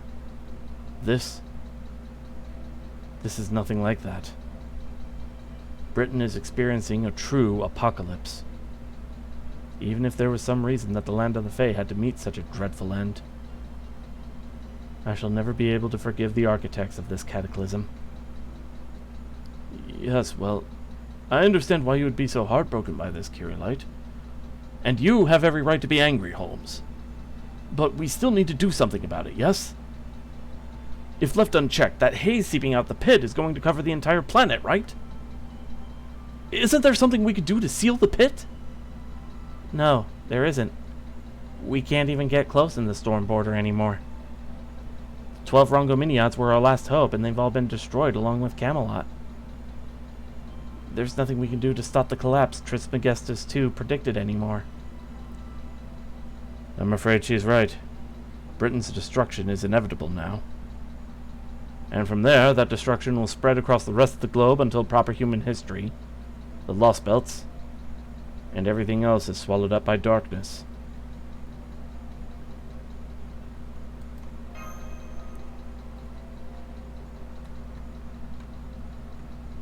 Hey now, there's still hope. I'd hold out for at least another hour before giving up. Sure, the fairy sins have been accumulating for 14,000 years.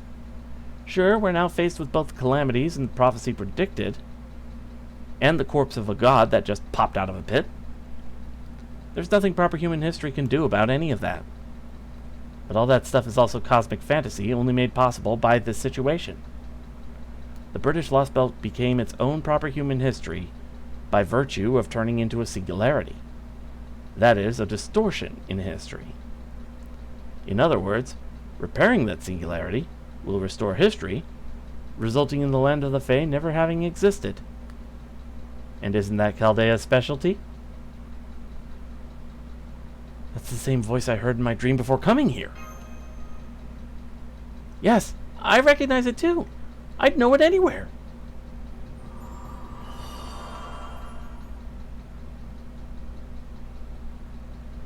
Hey, hey, everyone!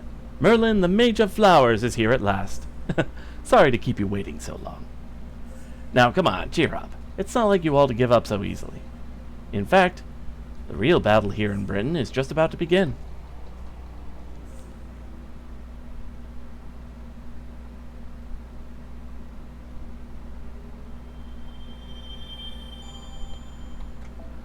Oh boy.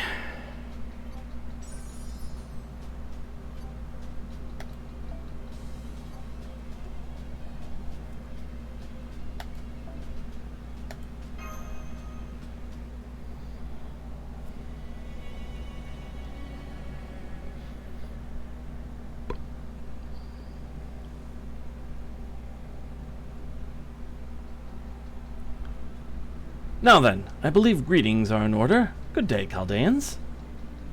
I'm the amazing Merlin the Great. I've actually been free for some time now, ever since Morgan was killed and her garden disappeared. Sorry for getting here so late. I needed some extra time to get everything ready. Merlin! That's me. Glad to see you in good health, Silver Shinobi. By the way, why did you shout just now? It's because you're just that glad to see me safe and sound, isn't it? I can't possibly be that you're upset I've been having fun watching from the sidelines all this time, right? Whoops, sorry about that. I'm still a little shaky. I'm not exaggerating when I say this feels like a waking dream for me. You see, I'm not actually there with you. What you're seeing right now is an illusion. That also means I can only hear your voices. I can't see what either you or Mash look like right now, Silver Shinobi. So I'm afraid our joyful reunion will have to wait a little longer. But don't worry, I'll get to see your grown-up faces in just a few hours. I'll be waiting for you at the entrance to Avalon, making sure I look nice and respectable. Merlin? You're Merlin? That's me. Is that the child of prophecy speaking? Sorry to surprise you like this. I know we have a lot to catch up on, but I'm afraid our private conversation will have to wait until things are somewhat less intense. Let's see, I believe Mr. Gordolf is Chaldea's current commander, yes? Is he there now too? Yes, I am. This is Gordolf Music speaking. So you're Merlin, are you? I won't bother asking why you're just showing up now. You're right that we have more pressing matters than you barging in. What I want to know is what you meant when you said there's still hope. Nice. You packed a lot of bluster into that voice. Seems you're pretty much the exact opposite of the prior acting commander. But I digress. When I said there's still hope, I meant there's still a way to stop this collapse. Let me cut to the chase. I'd like you to send the Fairy of Paradise back here, right away. Artoria, you've been hearing Avalon calling to you ever since you finished ringing the bells, right? It's time for you to fulfill your duty as the Fairy of Paradise. Once you have, it'll be possible to erase this singularity and defeat Carnanos. There's a way to fix this hopeless situation somewhere in paradise? But I'm not qualified to... Qualifications, schmalifications. None of that matters. Carnanos' curse will weaken once the Fairy of Paradise who rang the bells of pilgrimage returns to paradise. Won't get rid of it entirely, but it'll stop it from getting stronger. The God of Wisdom who pawned this power off on me confirmed as much. He might be from a different mythology, but he knows what he's talking about here. Isn't that right, Ambrosius? My job is to get Artoria to paradise, by hook or by crook. As long as she's rung the bells of pilgrimage, it doesn't even matter if she's still alive. Right. Of course. I should have known that's how this would go. Greamer, why would you say something like that? So I've actually kind of known about it all along? I could see that's why Greamer was here the whole time, too. That's expressly for the worst case scenario, Greamer. We're nowhere near that point now. She's in the best possible condition right now. I can't see it, but I can sense it. I have no doubt that the Fairy of Paradise, the Avalon Le Fae, will fulfill her duty of her own volition. Even if someone convinces her this is ridiculous. And we should all just give up and enjoy the time we have left. Besides, you all have no choice but to come to Avalon. There's a spirit cavern that leads to the planet's inner sea from the corpse of Albion, the border dragon that sank into the dark bog. Now that Britain has begun to collapse, that path should be open again. All you need to do is go spelunking for 1 hour. That said, we're still talking about the largest holy ground in the Magecraft world. It won't let just anyone in. But it should open for Silver Shinobi as a representative of humanity, Mash as a Knight of the Round Table, the Fairy of Paradise, and I guess there's room for her attendant Muramasa as well. The rest of you will have to wait there until they get back.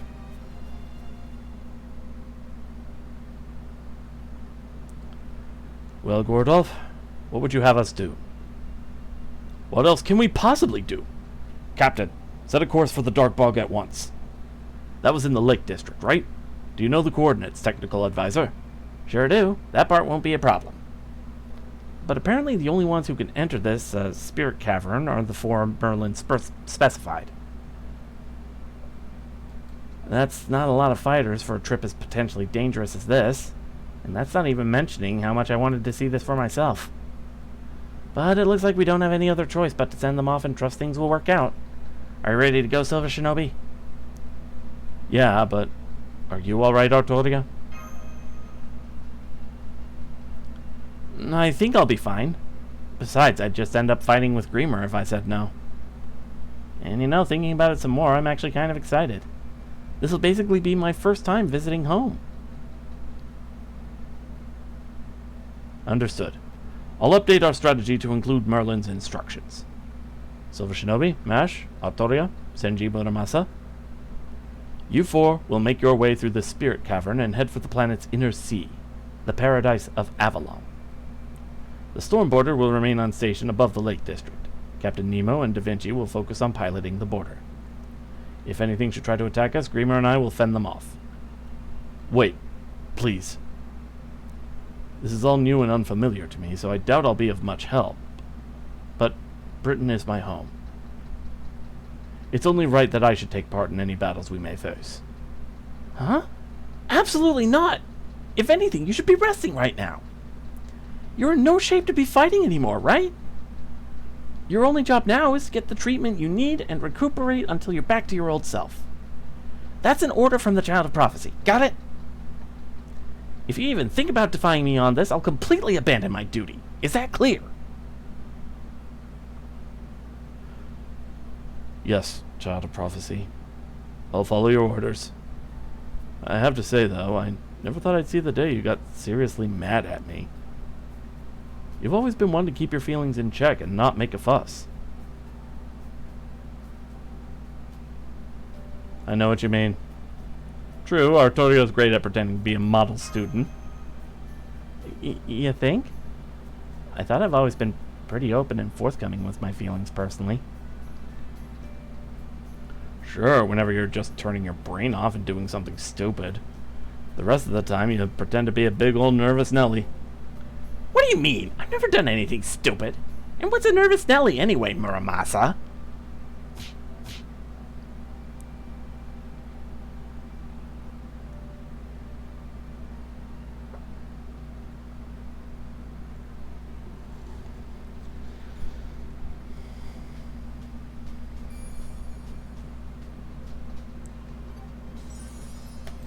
Alright, I think this will be the last one, and then I'll call it. We got Lancers to deal with, huh?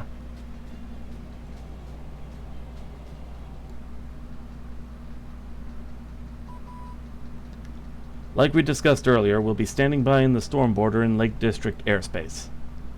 We expect the operation to take about 3 hours. That's all the time the ship... No, Britain has left.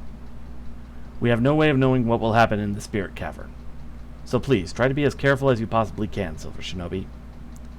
Got it. Entering the Spirit Cavern inside Albion now.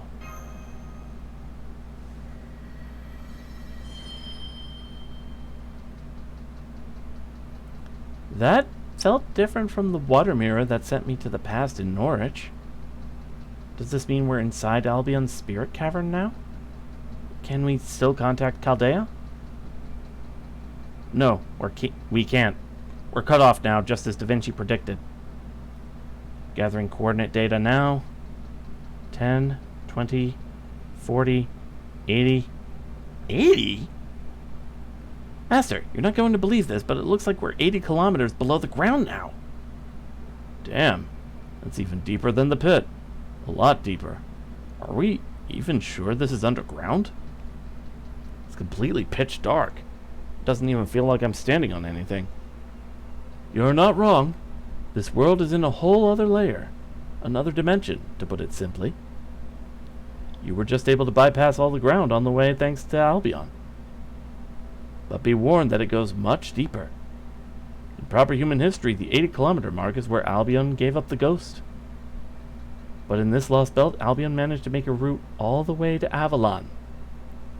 Unfortunately, the path wasn't wide enough for Albion to get through, so they still died on the surface. You mean there's a spirit cavern like this in proper human history too? That's right. Though over there it's known as the Spiritual Tomb. In proper human history, the Spiritual Tomb of Albion ends at the 80-kilometer mark. Beyond that is a world known as the Fairy Realm, which no human can enter. But since the British Lost Belt is all this world's fairy realm, there are no such restrictions here. So we can keep going down as far as we like. In real-world distance, you're staring at the 400-kilometer mark, and going further down to the Beyond D layer, 2,700 kilometers away.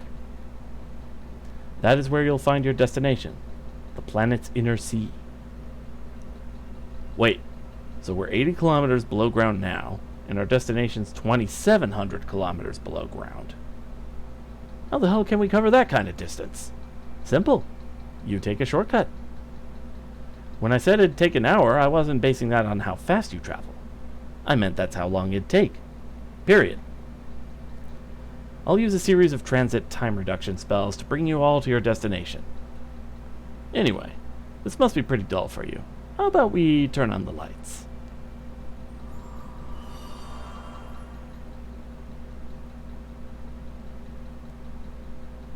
Whoa, it's a cave now.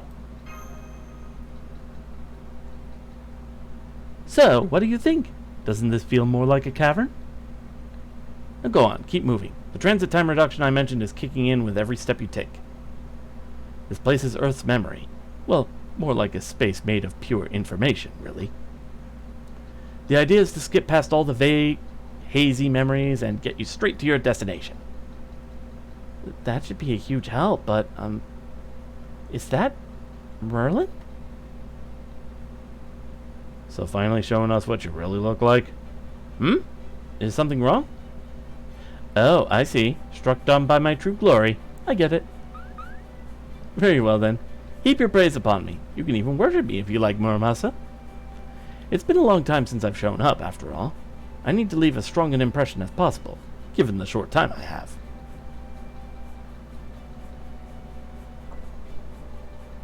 Well, I'm not going to be the one to tell him. This is hilarious.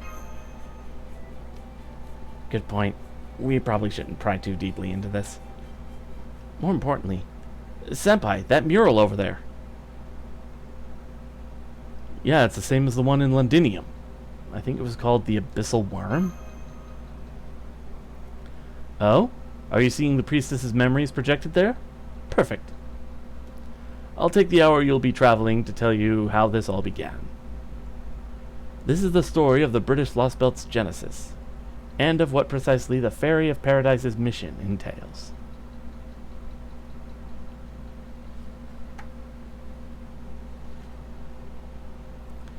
It became ocean at the end. There was ocean at the beginning. After the shooting star passed, the land all ran into rivers. Long, long ago, as far back as time can go, 6 fairies went outside to find the world had become an ocean. This is awful, they thought. How terrible our world has become. Then a large shadow rose up from the ocean. It belonged to a giant fluffy creature. On its shoulder stood one of the animals the fairies believed was gone. The 6 fairies and the gods soon became friends. It wasn't easy living on the ocean. There was nowhere to go, and nothing to do. But the god made things better for the 6 fairies by sheltering them from the waves. The ocean without waves is nice, but we still miss having land. So the 6 fairies offered the god their joy. And they offered the god their wish. Then they offered the god himself. And so the fairies' wish was granted. Then, after their rejoicing ended, they tricked the god into drinking poisoned wine, and he died. And so the fairies acquired the god's body. They made the body into land on which they could live. They were grateful, too, to be able to make use of the crying, screaming animal the dead god left behind. She was their only human, but one simply wasn't enough. So being very careful not to kill her, they cut her to pieces. They cast a spell on her to make sure she wouldn't die, no matter what they did, and used every last piece of her. Thus did the Isle of Britain come into being. Thus did the great mistake begin. May the first 6 fairies find salvation. May the first 6 fairies be cursed for all time.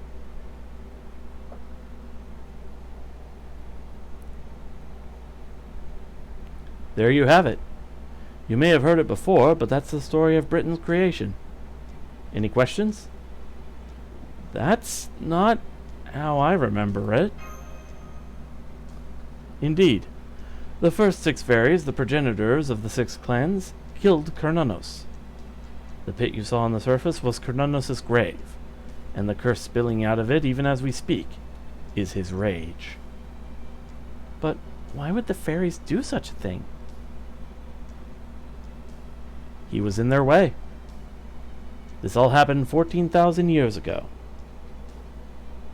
When the 6 fairies came out from paradise and onto the surface, Earth was already covered in a sea of nothingness. The one who ended up helping the 6 stranded fairies was a Celtic beast god, who had come up to the surface just like they had. A god who would later come to be known as Cernunnos. Cernunnos and his priestess, the lone human who had managed to survive just like the fairies had, both did their best to protect the fairies. At first, the fairies were grateful for their help. But the Sea of Nothingness never changed. No matter how much time passed, no land appeared. The fairies blamed Cernunnos for that. They thought he just wasn't strong enough. What's more, they didn't particularly like his priestess. She was constantly telling them to sort themselves out and consider the consequences of their actions. Eventually, the fairies couldn't take it anymore and decided to deal with Cernunnos. Permanently.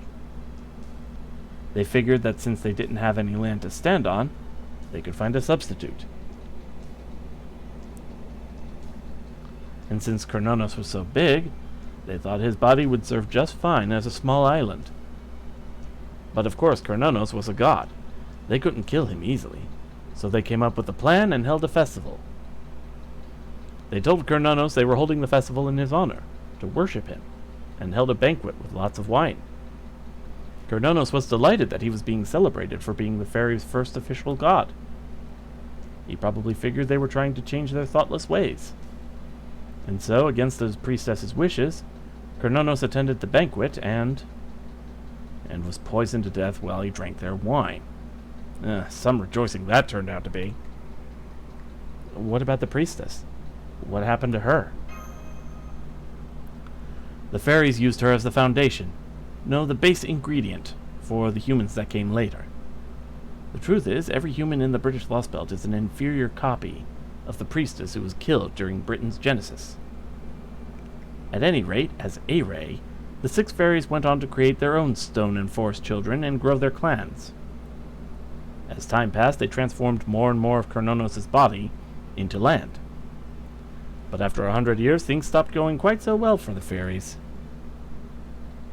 Their children kept dying, turning into fallen trees adrift on the sea. New generations kept being born, so the number of fairies never decreased. And thanks to the humans who had been copied from the priestess's cells, Britain slowly developed into a civilization. With civilization came new societal roles. The fairies made new types of fairies, and their forests flourished like never before. But they also kept dying for no reason whatsoever. Eventually, the 6 progenitor fairies realized Cernunnos' rage was the cause. Even though Cernunnos' soul was gone, his body wasn't completely dead. In fact, his heart alone still burned with the fire they used to cremate him. Even in his death, Cernunnos' body continued to smolder with anger and curses. He could very well have come back to life at any time. The fairies were so shocked by this that they fled Cernunnos' body. Fortunately, this was right around the time their children's corpses were starting to form new ground. And fairy corpses are essentially made from the same stuff as the planet itself. The fallen trees became earth and stone and quickly filled the sea, almost as if they were trying to cover up the fairies' sins. That's how this Lost Belt began. That's why this Isle of Britain uses fairy corpses to grow and expand. After several thousand years, the fairies had acquired their very own Britain. But all the while, Cernunnos' body was still there. A divine grave that would let no ocean-filling fallen tree near it. An indelible reminder of the fairies' sin, a reminder that rejected their corpses.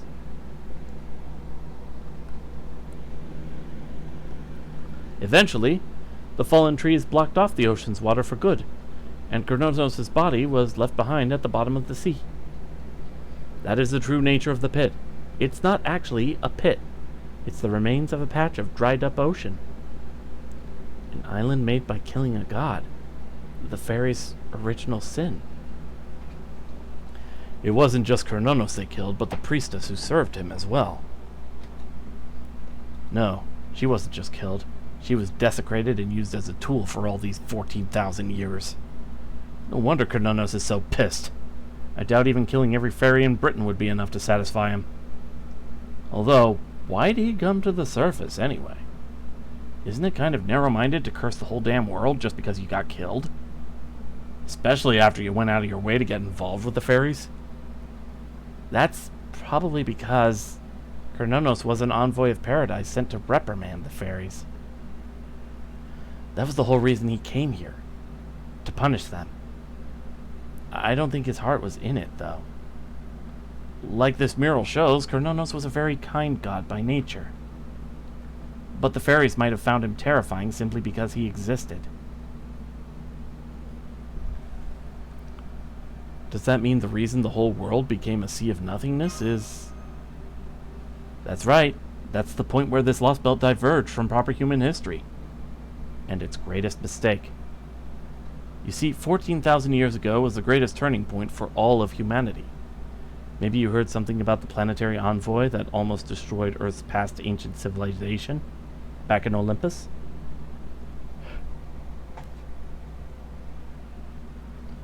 Yes, we did.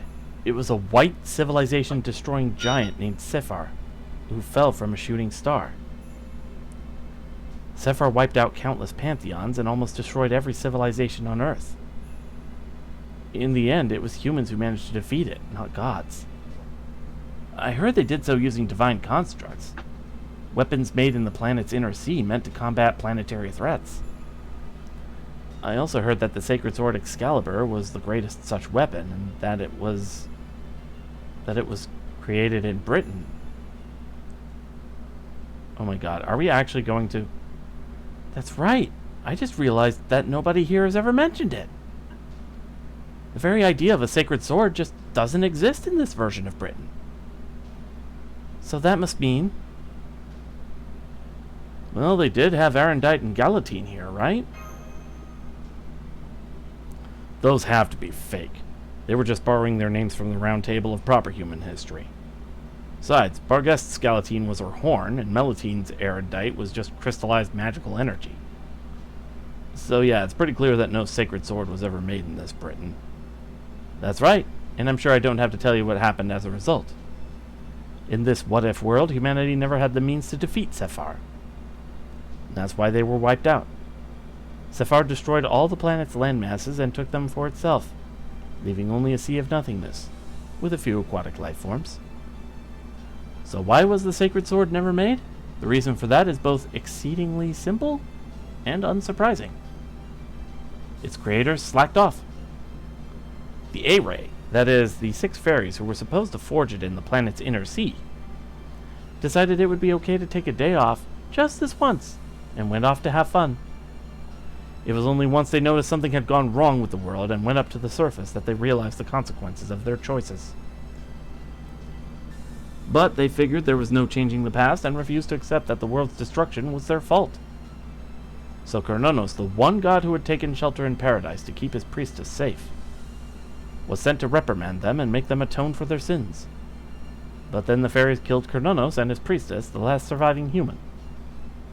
At that point, they could no longer return to the planet's inner sea. Only those free of sin may pass, meaning only fairies without sin can go to paradise. It's the same for all of Britain's fairies, as they're all descended from those original 6. None of them can enter the planet's inner sea, and so they continue to suffer on that island of sin to atone. So a single lapse in judgment ended the world. That's right. It all started with the sacred sword never being made. Eventually, fairies chosen from the planet's inner sea were sent to the surface to correct this mistake. The first one was Vivian, and the second one was you, Castor. Your mission is to have the 6 clans admit to their mistake, and inherit the mystic needed to create the sacred sword. The bells of pilgrimage indicate that the clan heads have accepted their sins, and the fairy who rings all of them becomes the sacred sword itself. But as Morgan, Vivian refused to do that. After all, once the sacred sword was made, the very premise on which this lost belt is built would cease to be. I'm sure you learned about this yourself when you rang the bell in Orkney, Caster.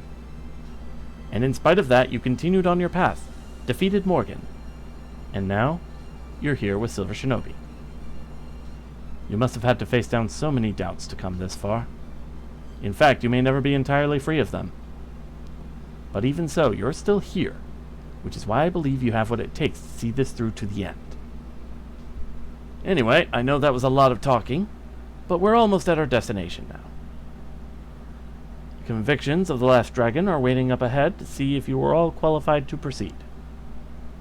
Only those free of sin may pass. That sin doesn't refer to the original sin you're born with, or the sins you've committed with your life thus far. It refers to what you're about to do, and what your hearts are resolved to now.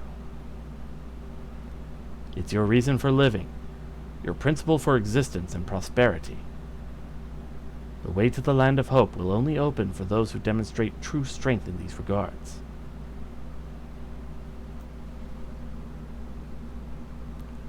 It's gone. Everything on the surface is gone. The sky, the sea, life, everything I've ever seen. My records will never again grow in number. I will never again know new joys. You who would choose the sacred sword's wielder. You who would chant the king's name. If you seek a new world, then leave all traces of the old behind.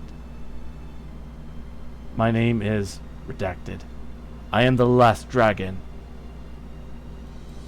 The one who chose to continue flying above the ground instead of returning to the inner sea.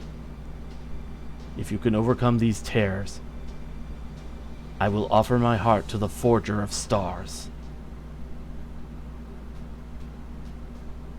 Okay.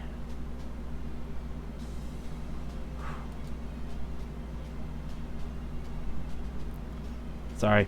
Just had to check something. Alright.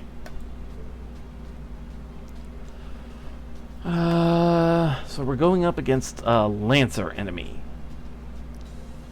I would assume single target.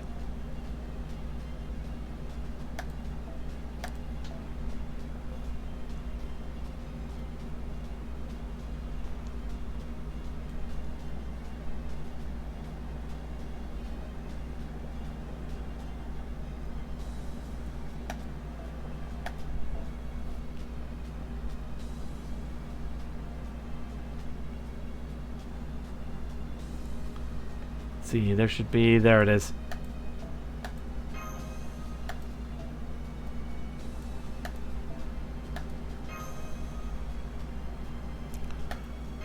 All right.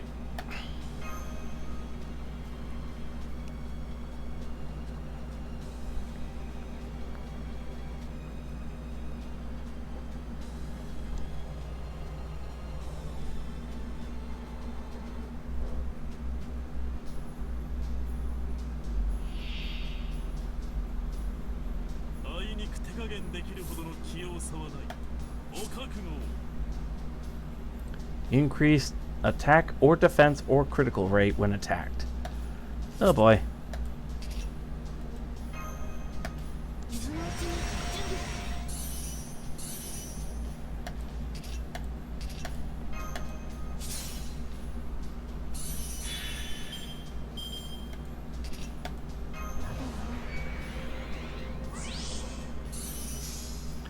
All right.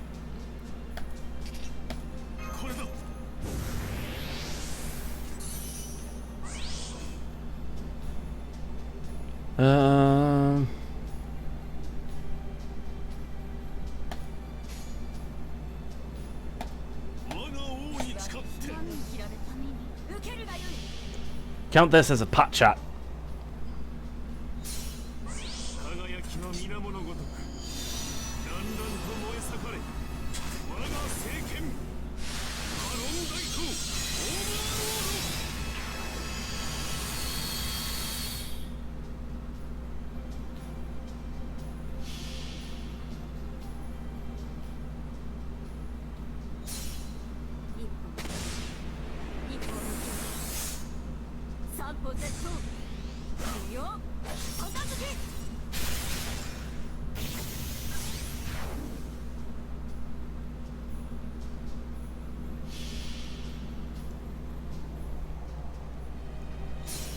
はいつか来る兆しの星、希望の地、楽園の後、誰に呼ばれるまでもなくあなたは星をかざすでしょう。運命は誰のために。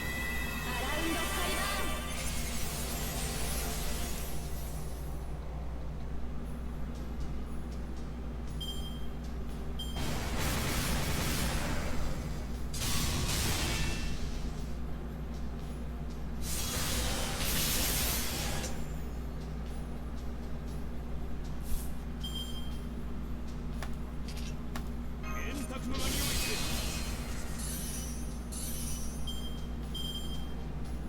All right.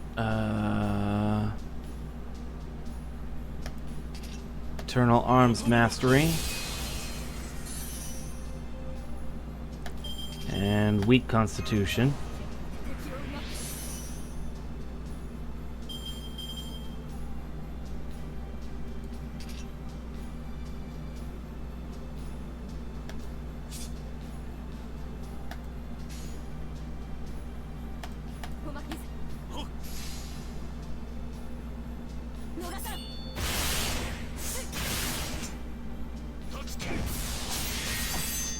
Nice. Got some good crits there.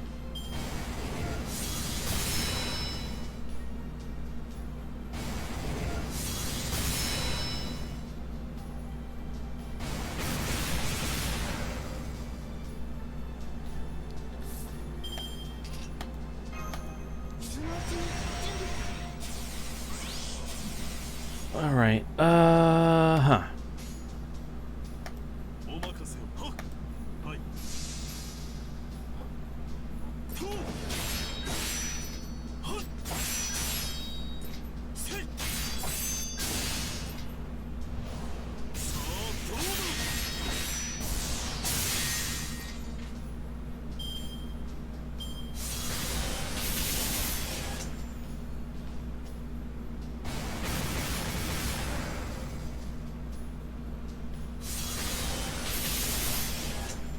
Okay, that was actually best case scenario there, really.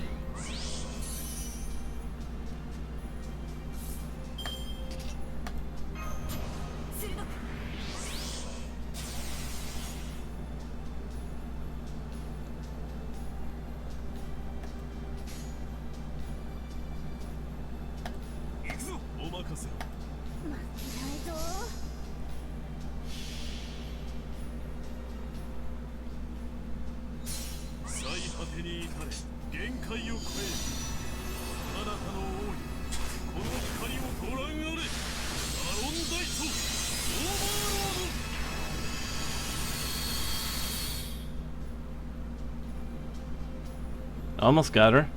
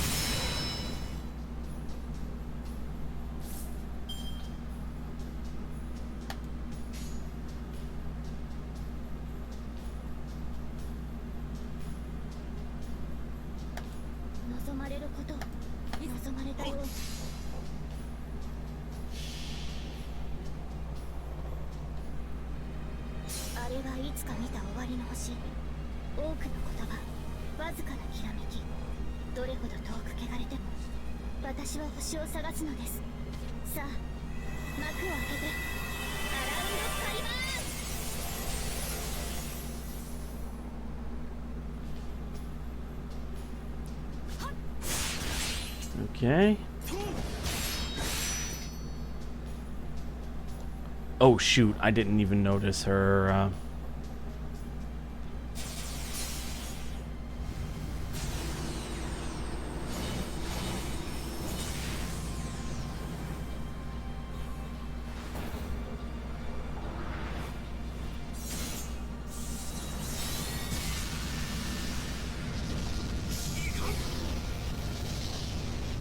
well, that's good.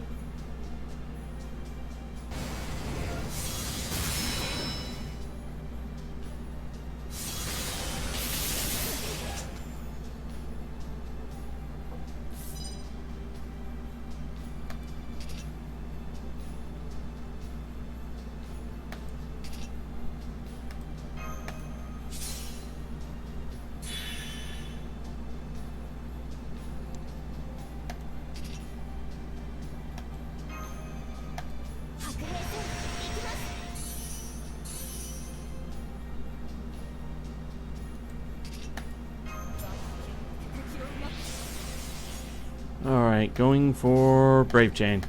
初期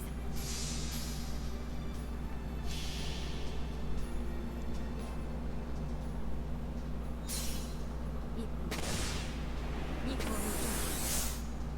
三歩 Z 無用片付け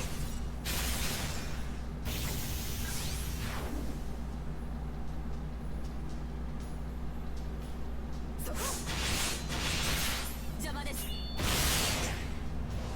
どこを見ているのですこっちです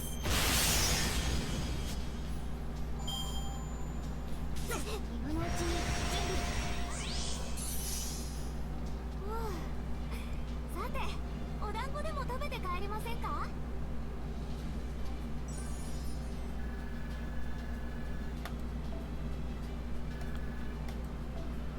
Alright.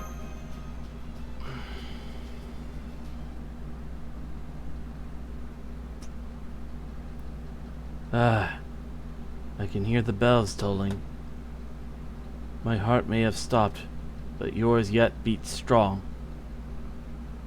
Welcome home, Avalon Le Fae. May the sound of hope echo into the future.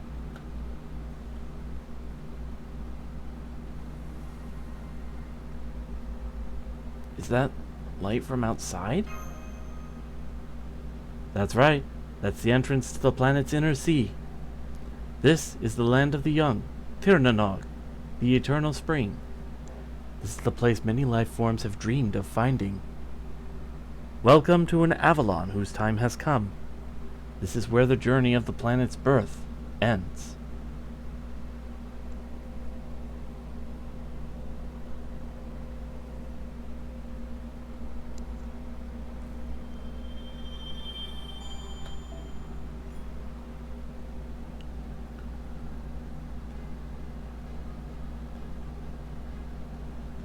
Whoa.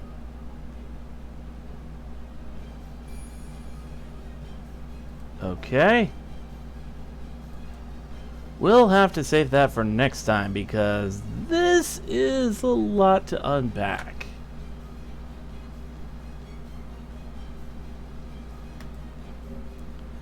Alright.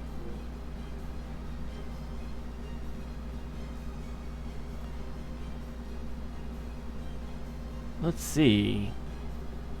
Let me go ahead and that. All right.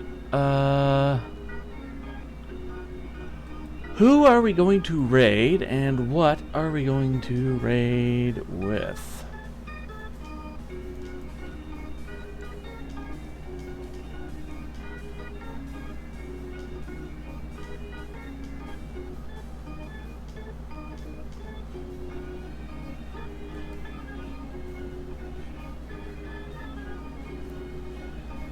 We can go ahead and raid.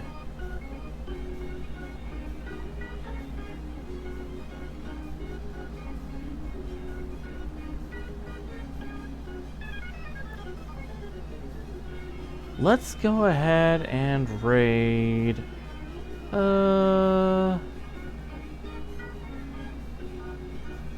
GA reviews. How about that?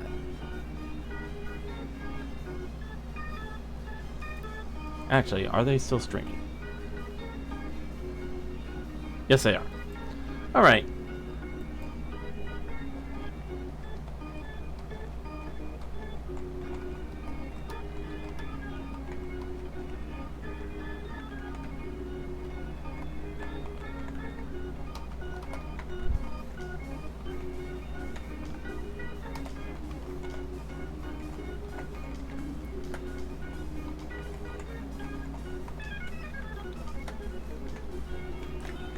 Only those free of sin may pass. Garden of Avalon. And let's go ahead and raid GA Reviews, who is currently also doing some fake Grand Order stuff.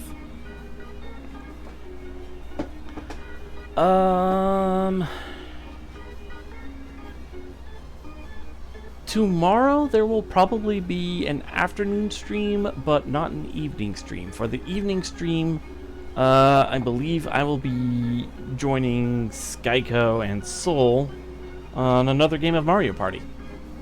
So, we'll see what we can do there. I will see you guys later. Let's go ahead and raid